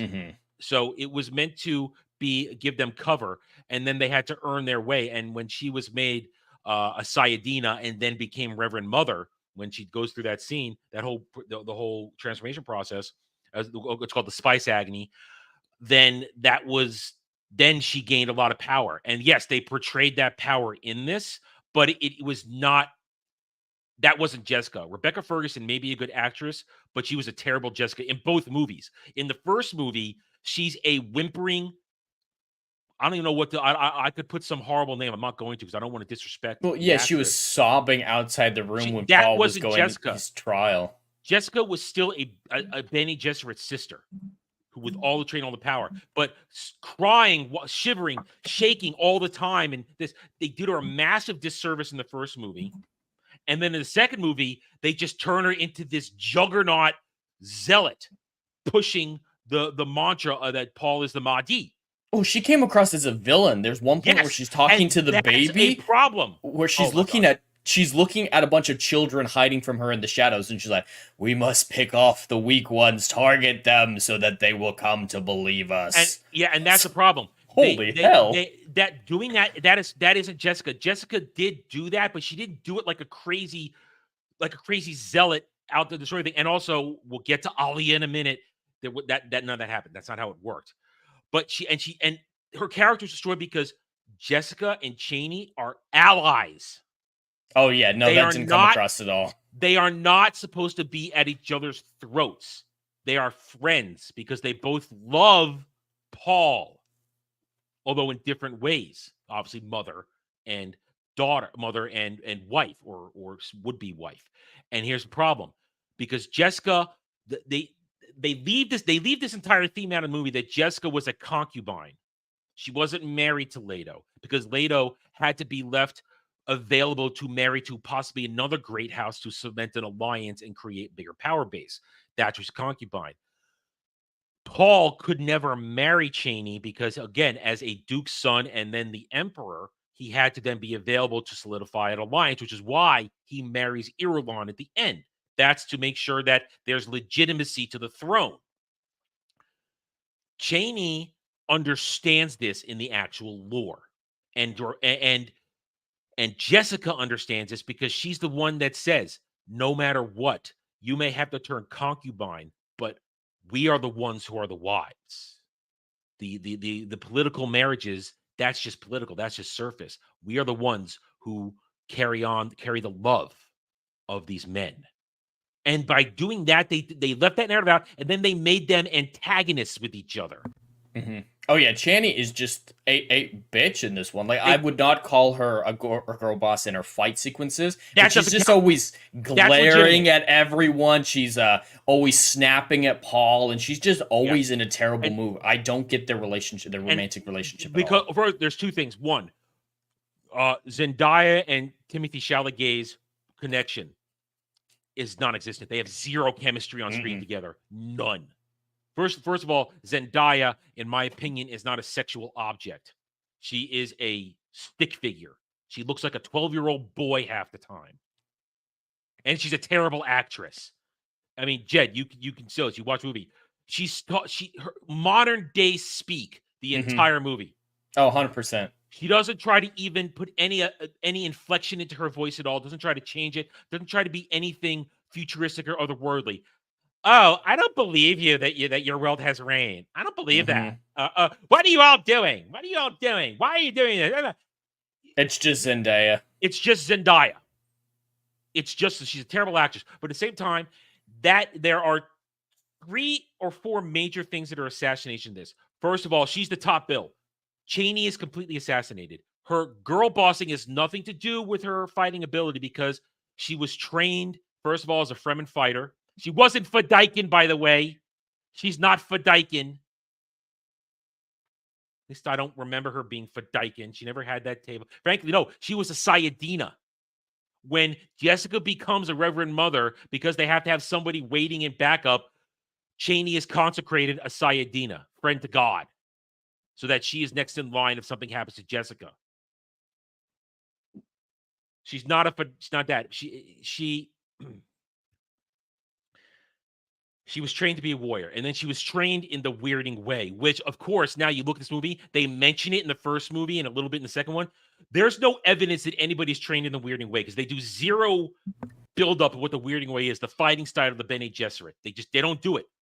Nothing. Oh yeah, Now, no, I didn't even know weirding way was the thing. weirding way, it's just physical combat, enhanced abilities, super speed, super strength. It's molecular changes. Paul, they would need to explain that with Paul because that beta man, Timothy Chalamet, I don't believe he's beating those giant dudes in fights. Yeah, and that's the thing. Remember, Paul's supposed to be 16 years old at this point. Really? 16. Yeah, he's 16. By the end of the story, he's supposed to be 18, but they didn't do the time skip. So he's still technically it seems 16. like a couple months at it's most. Nothing. Yeah, they didn't do the time skip, which is important. I'm going to get to that. Mm-hmm.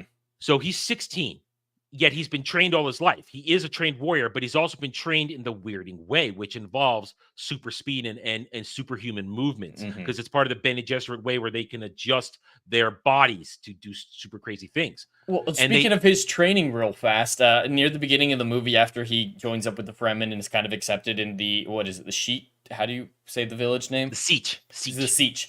They build up like he's got to go survive on in the desert on his own. He's got to make it past that dune and come back. Like this is a rite of passage. They build up to it for several scenes, and they give him his pack. They're like, "All right, go that way," and it's looking like it's going to set off. Fluff. It looks like they're going to add it. Like there's just going to be this long sequence of him surviving in the desert, learning how to do things on his own, and then they just cut to him being back and don't even mention how it went or how long he was gone. It's just like, oh yeah, he totally passed that test. The second act, the middle part of Dune book of the book Dune happens. It's about several months to a year takes place, and then the third part is a 2-year time skip where he has become Muad'Dib, where he is transformed away from being the idealistic boy who is struggling with what he's becoming to I've accepted. And that we'll get to Paul in a minute, but I want to go to Cheney because she is the chief murdered character in this. Her girl bossing in terms of fighting, not a problem. All Fremen women, all of them, they're badasses. Now, they spend too much time on some of those chattering hens in this part. I got to say this too. The subtitles, bullshit. That's Denny V trying to be fancy. That you don't need the subtitles. Yes, there are multiple languages. Throwing in subtitles constantly, that's just that's being hoity-toity. That's, oh, look at us. We have subtitles in our movie. Fuck you. Anyway, those chattering hens at that point showing off those people, those annoying women. And notice it was all women chattering then too, Jed, right? All women chattering like that with Cheney there. We put all that aside. The Cheney is a girl boss, and I challenge anybody to fight me on this. And I know that I know there are some book nerds out there who would receive this better than I have, but that's because I knew I wasn't going to like it. You could say, Adam, that's bias. Well, yeah, fine, it's bias, and I was proved right. I didn't like it because they assassinated characters, and they turned Cheney from being Paul's support system. Cheney falls in love with him. Their love grows as she teaches him. See, that's the thing. They created this weird thing where Paul has visions of the dude of Javis, I don't get his name right, where he kills that guy, of him teaching him the desert ways. No, Cheney's the one that teaches him the ways of the desert. That's how they bond, and they fall in love, and then it grows to that. She is his rock. And now to go a little bit into Paul. Paul, while he is afraid of what he's becoming, there's none of this visions of, I have my visions of me being a tyrant. That is something that they have overplayed in this. Is Paul Muad'Dib Atreides basically a dictator when he becomes emperor? Yes, he is a dictator because he's trapped in a vision that he's trying to complete, but then he's a coward that can't go the full way to the golden path, and he leaves it to his son. And if you do Messiah and Children, he admits to being a coward, that I couldn't do it. But everything he does through Dune and into Dune Messiah, he does because he has Cheney. And he even alters events. He alters events to make sure that he can have extended time with her. Because he, spoilers now for future stuff, he knows when she's going to die.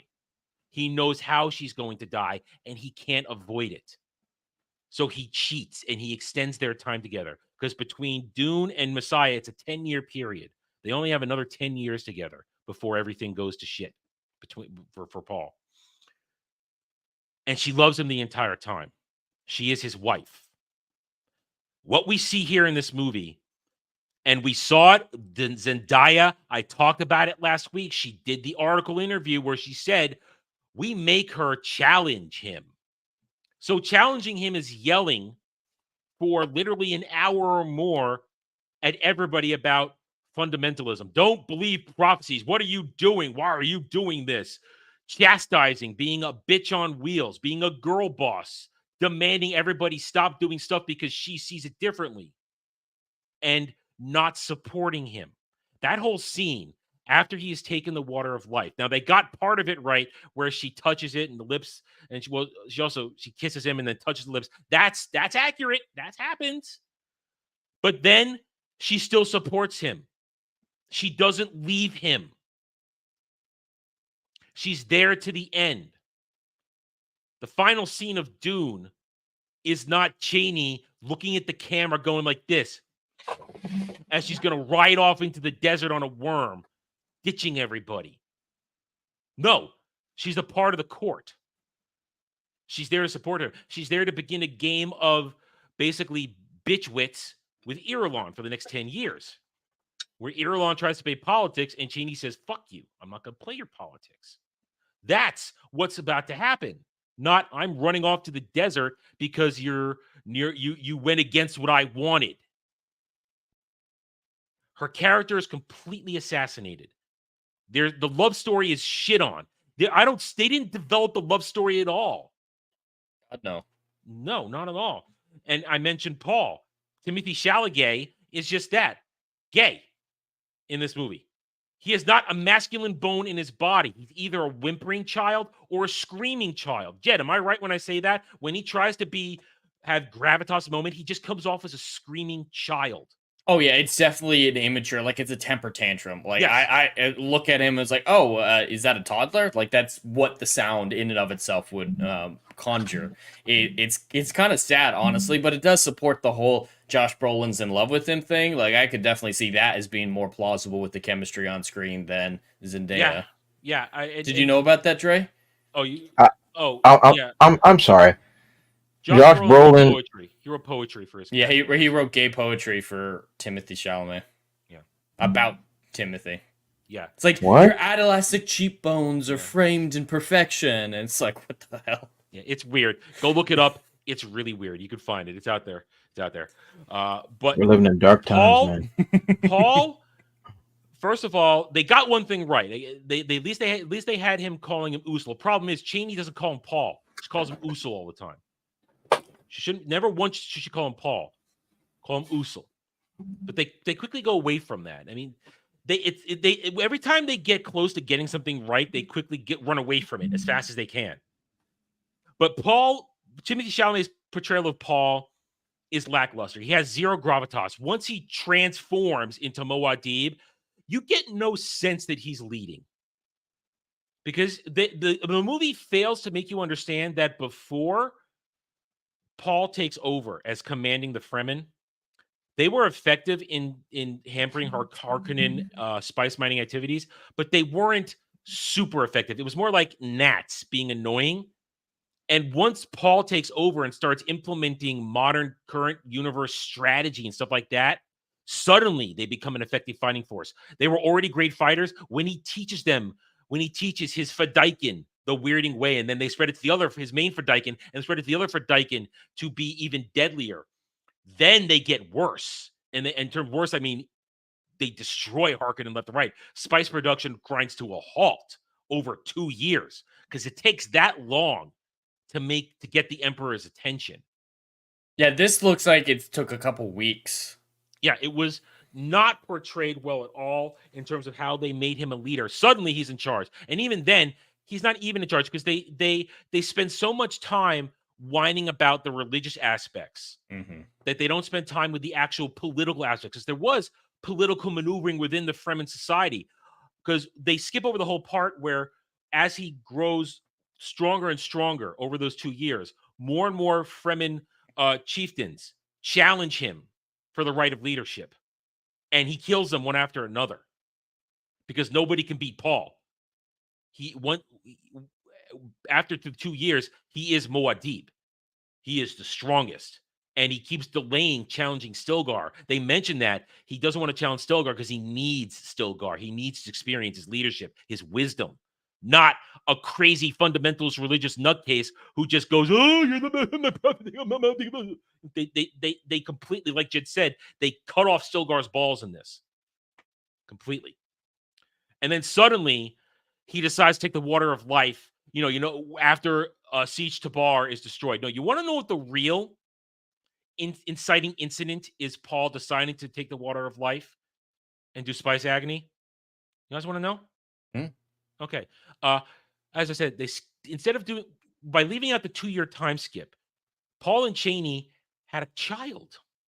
They had an infant. They had a year-old son who was the first Leto the second. Well, once the Baron, and we're going to get to the Baron in a minute, once Baron Harkonnen tells Raban to push even harder into the southern parts of the desert, because in the real story, they go south a lot earlier. There's no fundamentalist sect that they want to convert. No, it's we're going to go south because the Harkonnen can't track us down there because they're afraid. No, the Harkonnen push deeper and they reach the Siege where Paul and Cheney's son was being taken care of. Gets murdered by a Sardaukar. Gets murdered. That's good motivation And versus a cave getting destroyed and like no one dying. And Paul had been avoiding taking the final steps to becoming a Kwisatz Haderach because he could still see enough, but he didn't foresee that. His vision was imperfect. And that is the final straw that makes him go do it. And he does it himself. Jessica doesn't set the path for him. He actually bristles at her control. He doesn't like it that she's manipulated things so much. And she hasn't manipulated in the hardcore way they show it. It was subtle.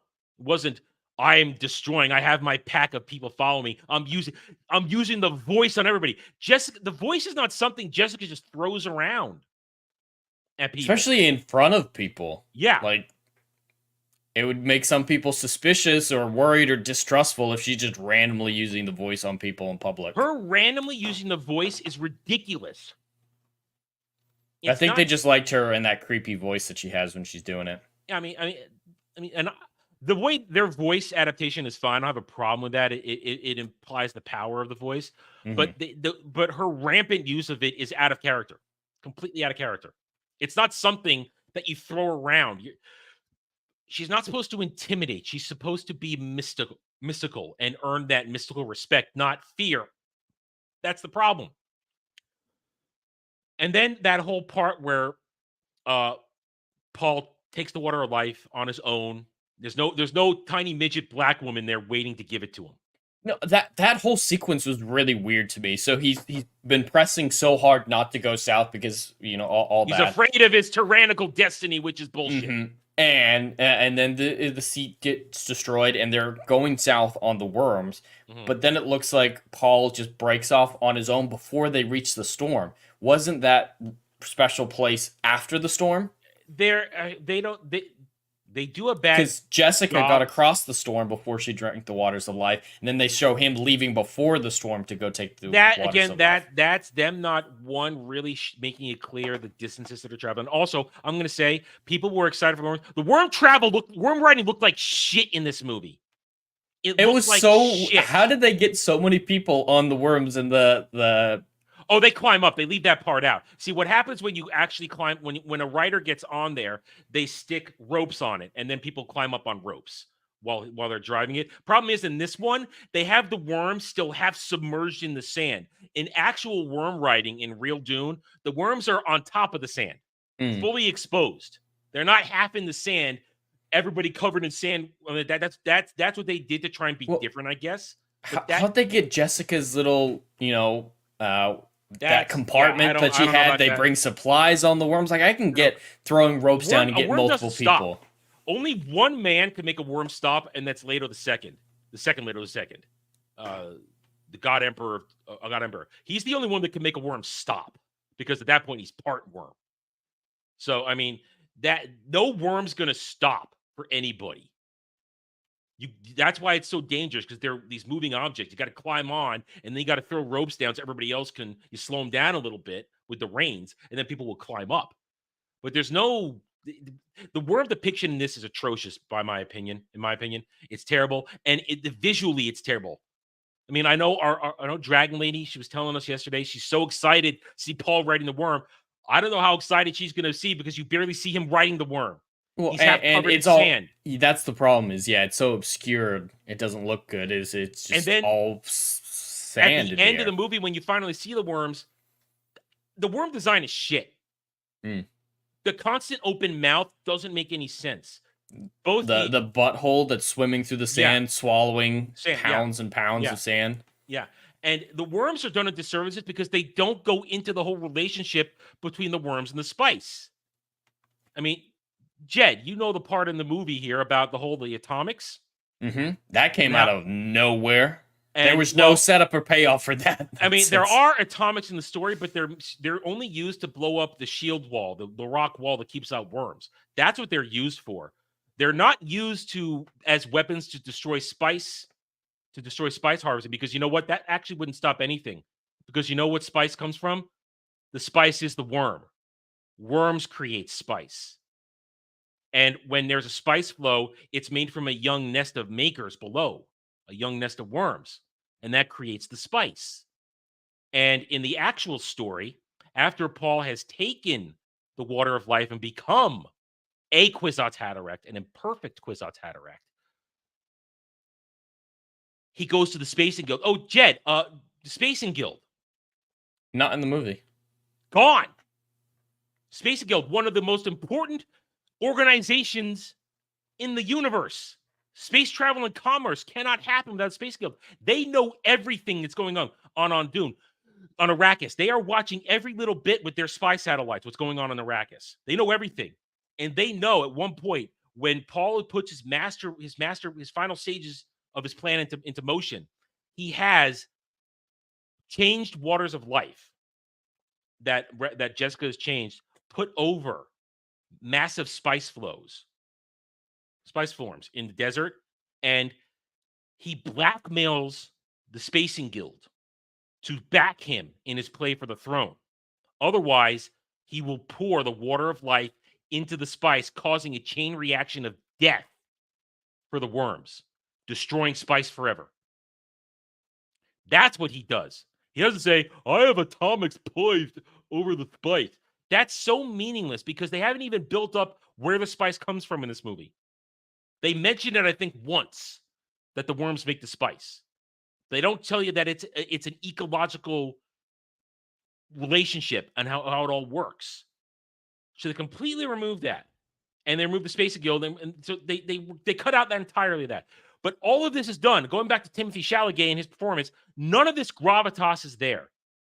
When he does his post-Water of Life moment, he's just yelling at everybody like a tantrum-throwing child, screaming, switching back and forth from basic to Fremen. Oh, like, dude, that's a cool thing. I saw someone saying that this movie had great setup and payoff because of when he meets the Reverend Mother again at the end, he tells her to stay silent, like silence. She told him to when she got the needle in. Oh my God, that's great writing, everyone. They both said silence. You know what would have been greater if Alia was there? Let's get to Alia. Jed, that's a great transition, because you know who actually does a lot of that shit? Alia, his barely sister. in the movie.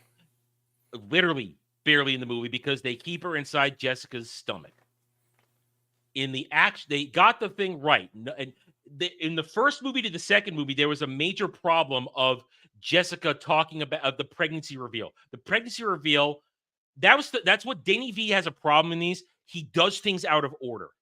He does things out of order. He has reveals happen in all the wrong places.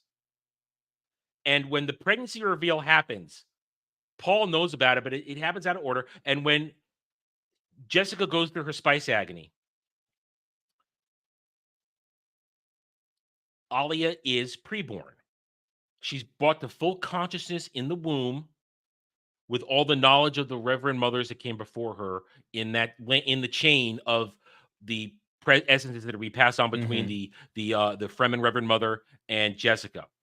Ollie gets it all too, and the threat of abomination. They say abomination, but they don't go further into that, do they? Because they can't. Because in the actual story, Alia is born on the spot. The spice agony forces her birth. And then she ages rapidly. In the 2-year time skip, even though she's 2 years old, she looks like a 6-year-old. Alia develops at a rapid pace with all her powers. And by not having her in this movie, you have to understand, when Paul and Cheney's son gets killed, Alia is captured by Shaddam the Fourth forces, by his Sardaukar, who have landed on the planet at that point. She's captured and held as a prisoner, as the sister of Muad'Dib, because that's all they know her as, the sister of Muad'Dib. They don't know she's Alia Atreides. They don't know that yet. And Alia knows that she's got Harkonnen blood. She knows that she's the granddaughter of Baron Vladimir Harkonnen. She knows this. In the final moments of this movie, Jed, I want you to confirm this for me, for the others out there, as the other person saw this. The Baron, and we'll get to the Baron in a moment as well, the Baron is killed by Paul, correct, in this movie? Correct. And he says, animal, trying to pay off, oh, look, you die like an animal. You're not human because of the box and the Gum Jabbar test. Literally. It's so underwhelming. Stellan Skarsgård is wasted. All right, you know what? For a second, let me segue for a second so you understand the impact of what I'm about to talk about. In the actual books, the Baron is the true villain of all of this. He is actually manipulating everything. He's letting Raban run rage rampant crazy on Arrakis because he wants to bring Fade in as the beautiful savior.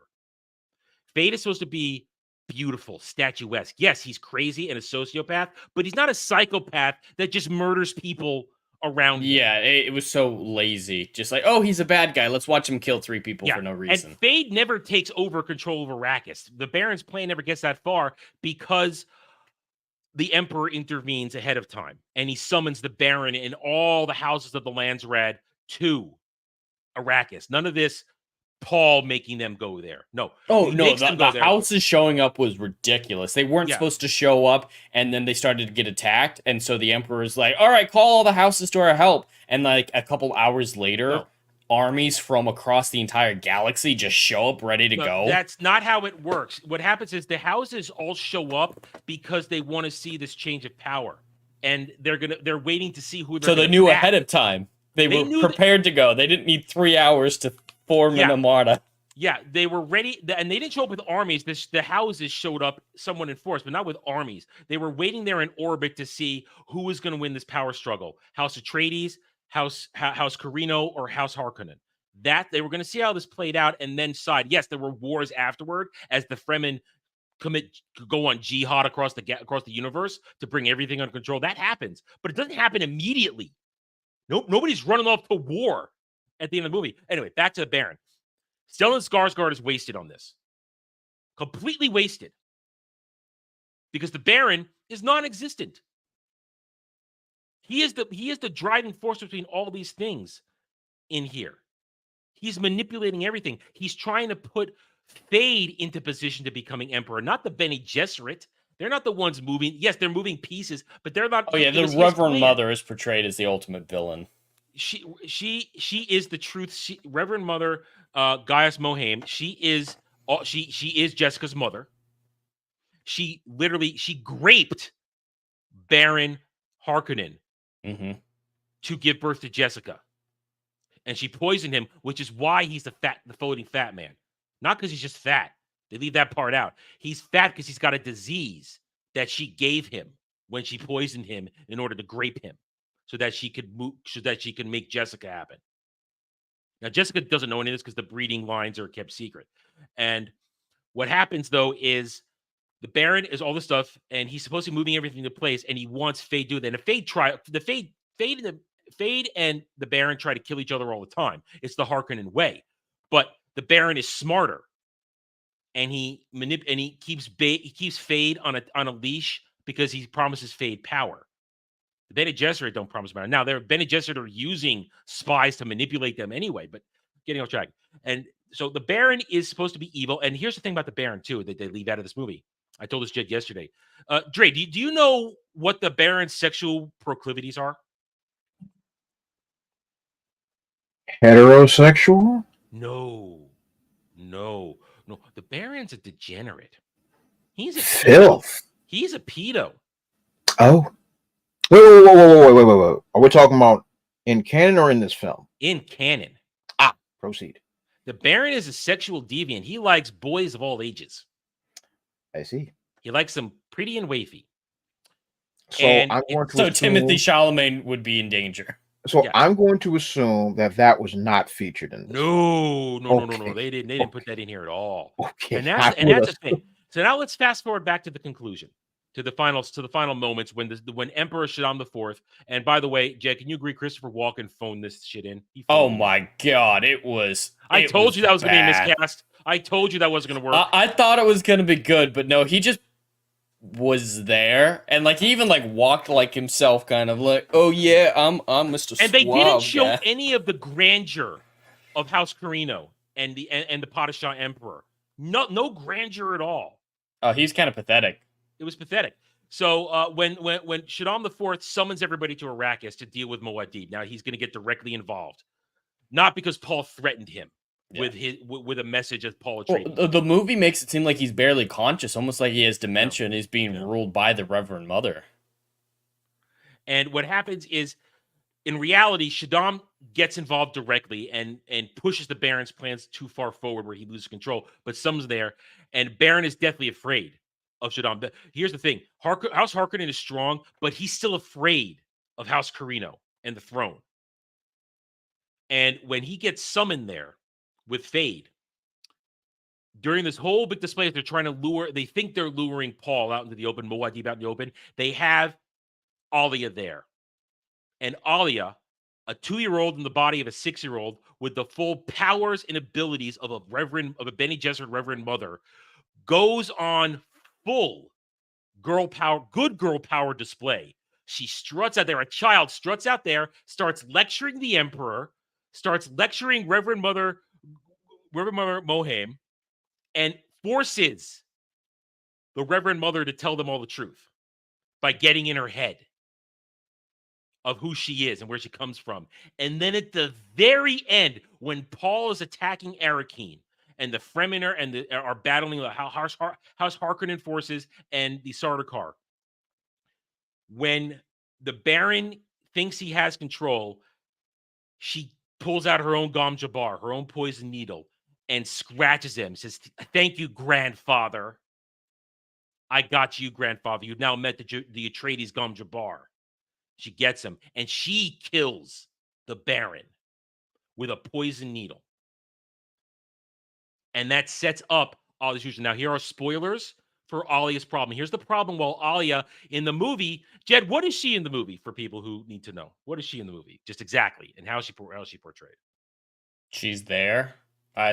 She's a fetus? She's a fetus. Thank you. She's a fetus, voiced very ethereally by one of your favorite actresses, current minority actresses. Yeah, Anya Taylor-Joy. She's barely in it, but she's good in the few moments she's in. She appears for half a second in one of Anya Taylor-Joy is in this? For half a second as adult Alia. She has some voiceover work too, but it's really like that's it. 5 lines in total. Here's the thing. You have to know that Alia is madly loyal to her brother. The only thing she truly loves in this world is her brother. She loves her brother more than she loves her mother. She does anything and everything for him. One of her most famous lines, "I want my brother. I want my brother." That is one of her most famous lines. And Alia is a tragedy. Paul is a tragedy. The Atreides siblings are 2 different tales of tragedy. Alia is a tragedy because she's an abomination, or she has the predilection to be an abomination because she's born with all these past lives in her head as an infant. No training, just thrust upon her in the womb. And here's the problem. In the future, when she's acting as regent for Paul's twin children, Leto II and Ganima. She is desperately holding the empire together until Leto is old enough to become emperor, and she's losing control. And as she loses control, a voice starts talking to her, a voice who is good at control, good at political intrigue. You want to guess who that voice is? Without looking at the chat? Okay, all right. It's the Baron, her grandfather. She is genetically connected to his spirit. So he manifests in her mind, and that is an abomination. When a previous soul reasserts itself in an awakened individual and takes over their body, that is an abomination. Ollie becomes an abomination because the Baron takes her over and makes her batshit crazy, and at times takes over her body. That's his whole goal, because he knows that she killed her. That he killed her. She killed him. She killed him. And he gets inside her body and takes her over. At points, he takes over her body and has her fucking dudes all over the place while she's married to Duncan, Idaho. That's how crazy it gets. A clone of Duncan. Duncan's reborn as a Gola in Messiah. And then that begins his story going through the ages. So he turns her into a degenerate because he's a degenerate. And even though he doesn't F the boys, he just wants the feeling of the sexual pleasure at that point.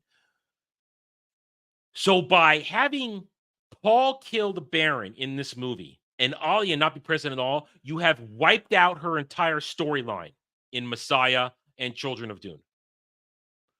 Wiped it out. Does that seem right to you guys? Coming from somebody that literally has no dog in the fight in this franchise whatsoever, if I did not know that that's what was supposed to happen, I'd be none the wiser. That's what I would say. I'd be none the wiser. But if you lay it all in front of me and say what will be the better, what will be more entertaining, what will be better to see on screen, without question, I'd feel I've been cheated from that perspective. But I think they're banking, as most filmmakers that are banking on that people are not familiar with the source material, and therefore they can get away with giving you or giving the audience something half baked. Now, and only people that would be familiar with it, well, of course, would be those that are in depth of the source material. And if they still give you a competent enough story enough for you to enjoy it, I think the normal movie going audience will be satisfied. Which, like you said, they your are. offset, yeah, like you said, your offset, the overwhelming majority that I've heard that have seen this movie are enjoying themselves. Now, there's two reasons for that. It's two reasons. One, people are desperate for anything that's entertaining on any level, and that's a problem right now. That's a problem why this is having the reception it's getting. Exactly. So that's the big thing. That's the big thing, because movies have been so bad over the last few years that anything that is resonating, any form of entertainment, people are just lapping it up. They don't care what it is as long as it's fun, which, of course, that speaks more towards the desperation of the viewing public. The other thing would be, this is a sequel to a film that, in my personal opinion, like Jed said early on, it was mediocre. And I saw it because it was I think it was during COVID when this first one came out. It was day and day release during COVID. Yeah. And I saw it. I was at home. I watched it. I was like, oh, that was a film.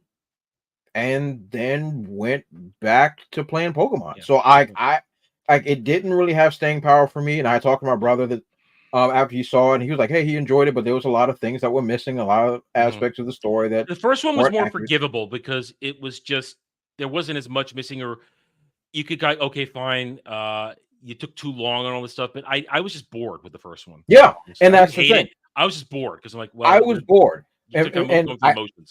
I first thought I was bored because I'm not a fan. That's what I first thought. Like, oh, I'm bored with this because I'm not a fan of the source material.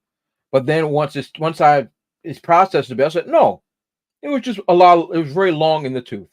It was very long in the tooth. And then a lot of parts that I was actually familiar with was rushed because I've seen all the other different They movie just versions wanted of to it. get to the famous lines, and they had a Exactly. chance to do even what the good miniseries didn't do. 1,000 lives are not enough for you. They had a chance to get that in there because that's one of my complaints about the miniseries, that they left out some of the most classic lines like that one.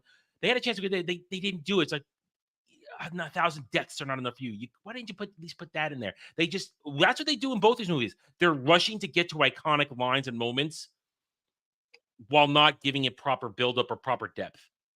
Yeah, and I'm inclined to agree with that. But what I will say is that, I mean, I might actually go see this movie at some point. Maybe this week, I might make some time to go see it. But as far as the viewing public is concerned, a lot of people are enjoying it because it, by all accounts and purposes, is good, comparably speaking, to everything else that people have seen over the last year and a half, 2 years. And that's where I want to just go. If you guys want to hear more lore talk, come by tomorrow night, Mellow Mondays, where when Samuel joins us tomorrow night, he and I are going to really talk about it because he wants to talk about it. He kind of feels the same way I do. So I'm going to cut off the lore talk right now because we are at 2 hours. So let's get to the end of this and wrap things up. But Dre, you're right.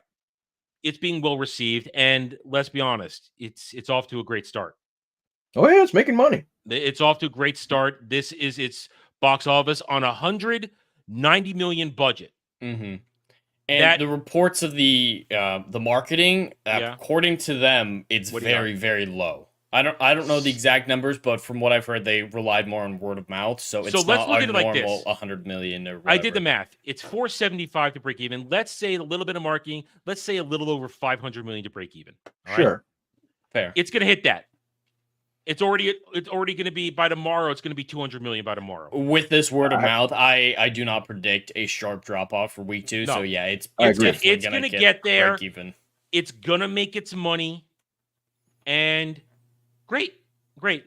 Here's my thing, and you guys have heard me say this. I'm going to say it again.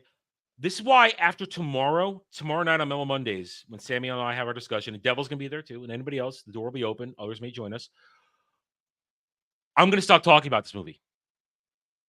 I have said my piece because I don't want to be a jerk about this. Mm-hmm. I don't want to be a super angry nerd jerk because I know this movie wasn't made for me. Mm-hmm. It was made for the general audience, the normie audience, the non-Dune nerd audience. And they like it. And you know what? Have fun with it. Mm-hmm. All I'm here to tell you is that it's wrong. They screwed up some major lore points. I don't like some of the acting and the casting. Again, I'll talk about more of that tomorrow night. Again, I don't want to draw that out anymore here because that's what Mellow Mondays is for, super nerding out. And I know when to walk away from this fight. And my biggest hope right now, and I know it's happening because our good friend Gal, green-haired anti-liberal, she and I were talking about this last night briefly. She said, I'm going to go read the books now after what you told me because I want to see how it really works. And I said, that's what I really want out of this. I want the One Piece live action effect. I want people to go to the actual source material and experience it and then make a decision whether or not this movie deserves to be a definitive version of live action. And if you like it, great. After tomorrow night, I am no longer going to dump on this movie. We will report on the box office because that's our job. We're going to report on it. We'll let you know how it's making money. We'll let you know if they greenlight Messiah. But that's it.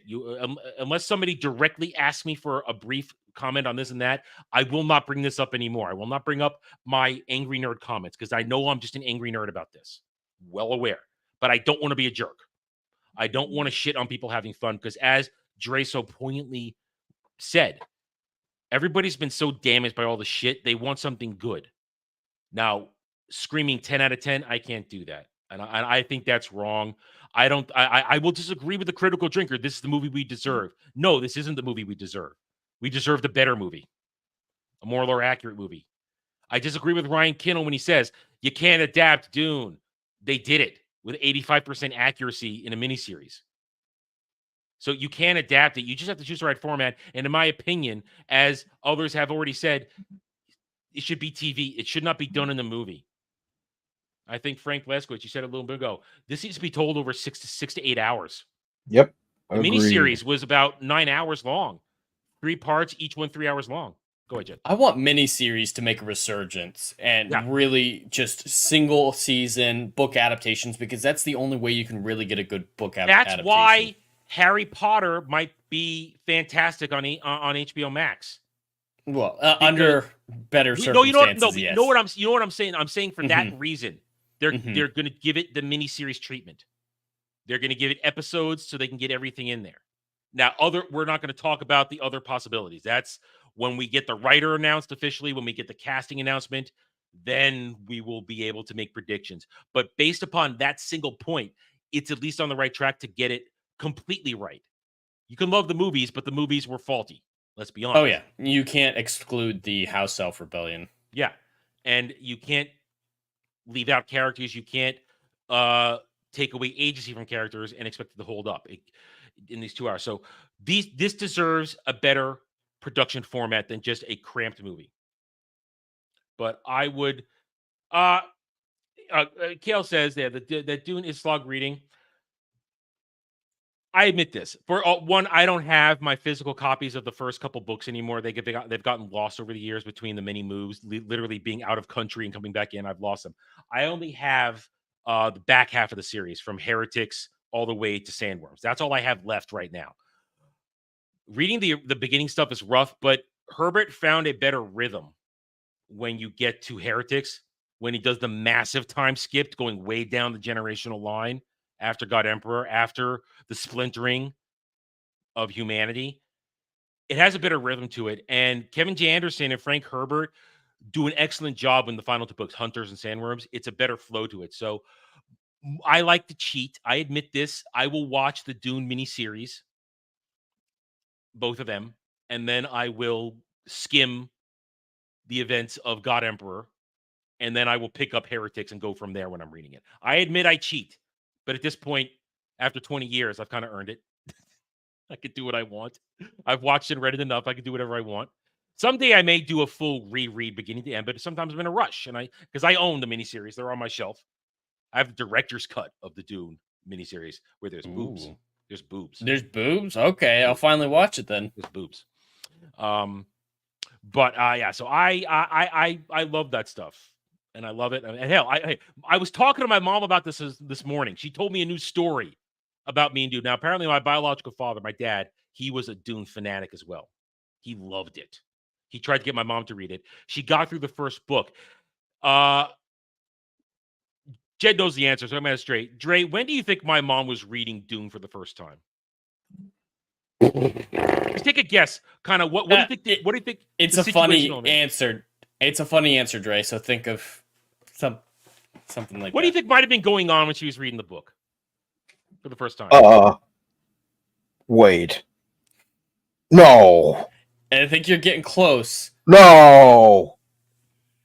My mom was pregnant with me. Like 6-7 months pregnant with me when she was reading Dune for the first time. She just told me that this morning when she asked me about what I was going to talk about today on the stream and this and that.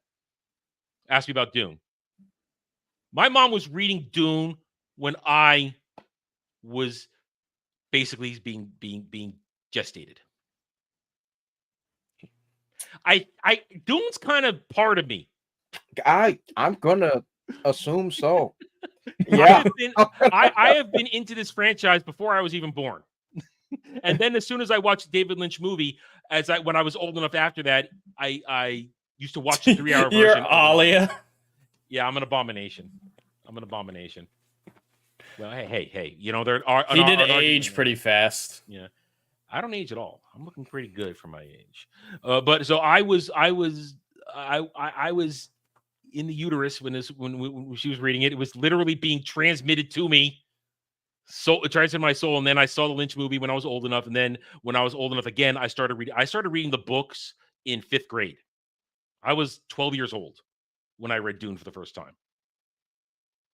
So it was. I have loved this franchise my entire life, clearly.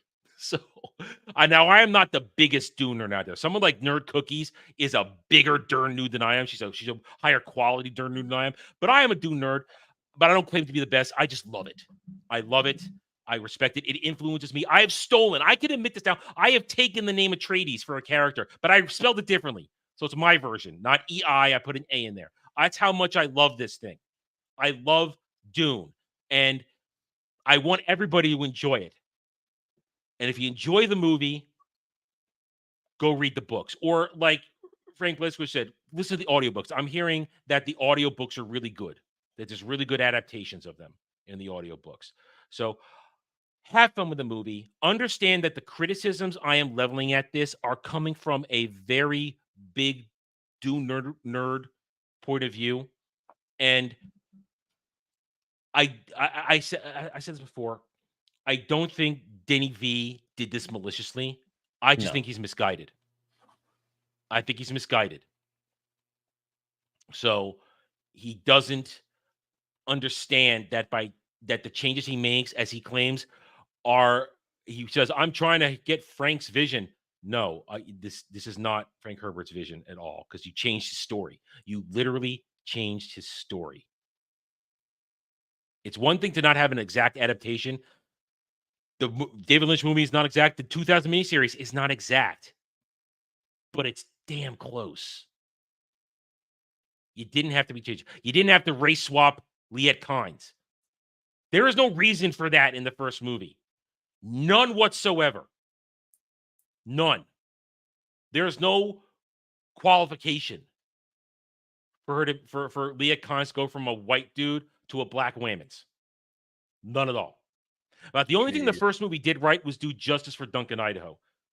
And somebody maybe had a brain in their head and realized we need somebody who can do action and carry a box office. That's what we put Jason Momoa in as Duncan, Idaho. Because Duncan, Idaho plays a very, very large, important role going forward through all the story, all the way to the very end in Golas. So I am an 80s baby, Frank. I am an 80s baby. My mom didn't read it till she was having me in the 80s.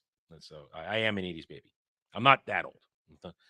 My mom was my mom was still a teenager in the 60s. Okay, she wasn't reading Pregnant with Me Dune in the 60s. Okay, I'm not that old. Sure. Anyway, shut up, you. Anyway, all right. So that's it. If you want to hear more about me talk Dune, join us tomorrow night, 9 p.m. Eastern on Middle Mondays. Once Samuel gets here, Samuel works late, so he usually arrives late. We'll talk more tomorrow. Join us. So we're gonna wrap this up. We are a little over time, but again, no engaged today, so I'm not exactly late being anywhere. Only thing I'm late for is taking out the garbage and starting dinner. That's the only thing I'm late for right now. Anyway, I didn't know you and Dermy were dating. Oh, go fuck yourself. Anyway, all right, you go ahead. Pimp your shit.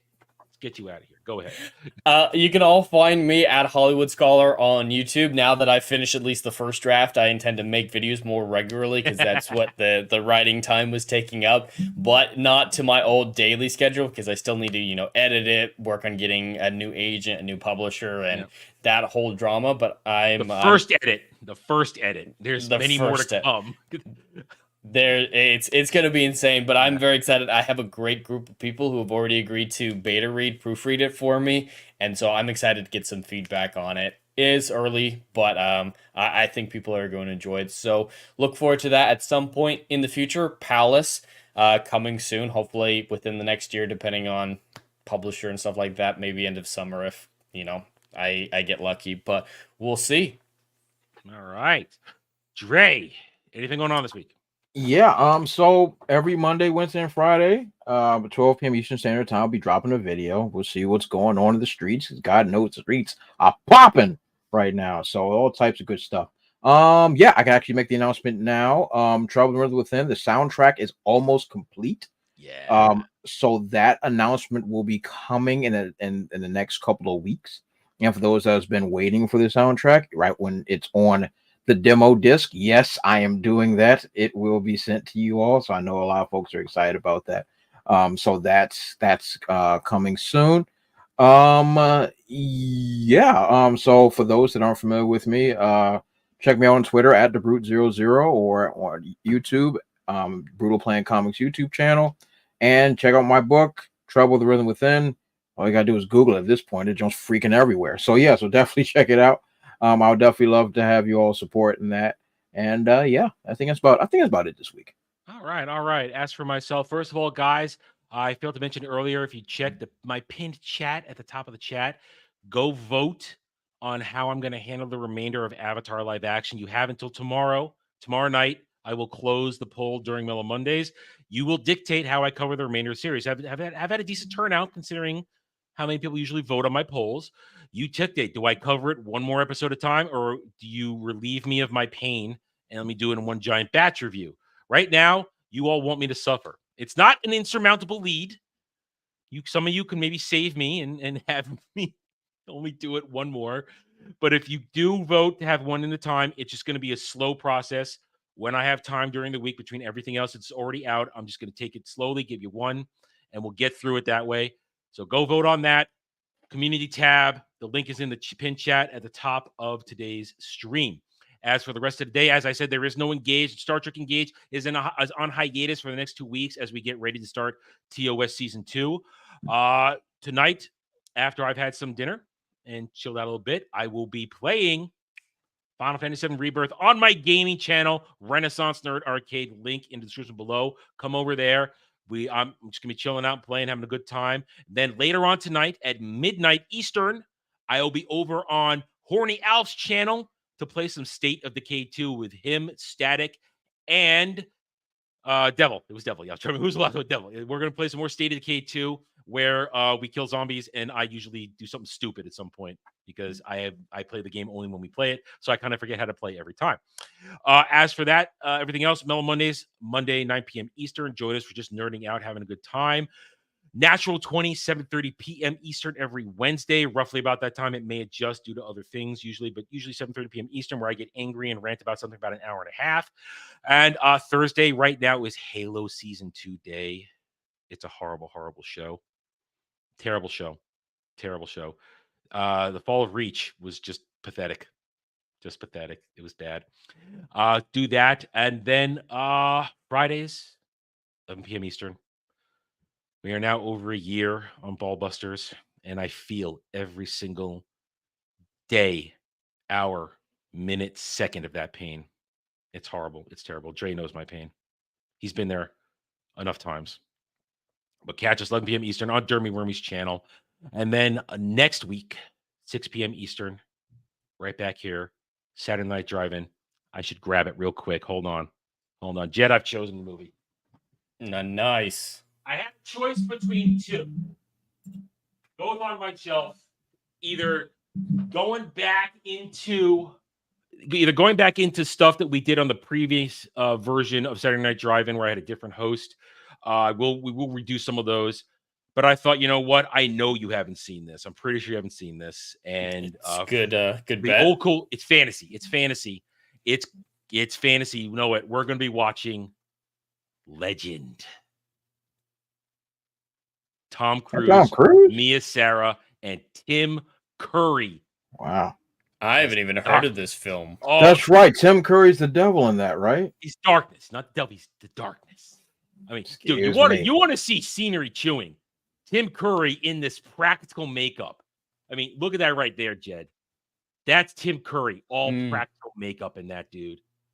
This movie, I mean, this is it's a weird ass movie. This is director's cut, so try and find the director's cut. That's what I have. I mean, this is Ridley Scott. Jed, you like Ridley Scott when he was saying this is Ridley Scott. Long time ago, I liked him. Yeah. Let me see. What's the year on this? We all did. Let me see if we got the year on this. Damn it. I think it's 85 or 86. Yeah, I see 85. Yeah. Yeah. Yeah, I think it's 85 or 86. Yeah, that was back when Ridley was good before he decided to make 2 Alien prequels. Yeah. Oy. So. Oh God, those movies exist. So yeah, I think there's a chance you're gonna like this. I like it. Obviously, I like it. I own it. It is heady. It's pure fantasy, and I think you're. So we're gonna watch Legend next week. We're gonna have a good one. Yes, that is a unicorn on the front, but it's part of the story. It's part of the story. Anyway, so we got that next Saturday, and then we'll be back here next Sunday, 2 p.m. Eastern, for more roundtable. Whatever the week may hold, we have no idea. What will Disney do next? What crap from Disney Star Wars will happen? Somebody will probably do something stupid. We'll cover probably Dune hitting break even, most likely. We'll most likely hit Dune will break even next weekend, and we'll cover that. And we'll get Dragon Lady's take on it. We'll give her a chance to voice her opinion because she's part of our crew. And we welcome her back when she comes back. And we welcome all of you to continue supporting us. Hit that like button. We thank you all for being here. And subscribe to everybody's channels. And we will catch you guys next week. Take it easy, everybody. Have a good night or day wherever you may be.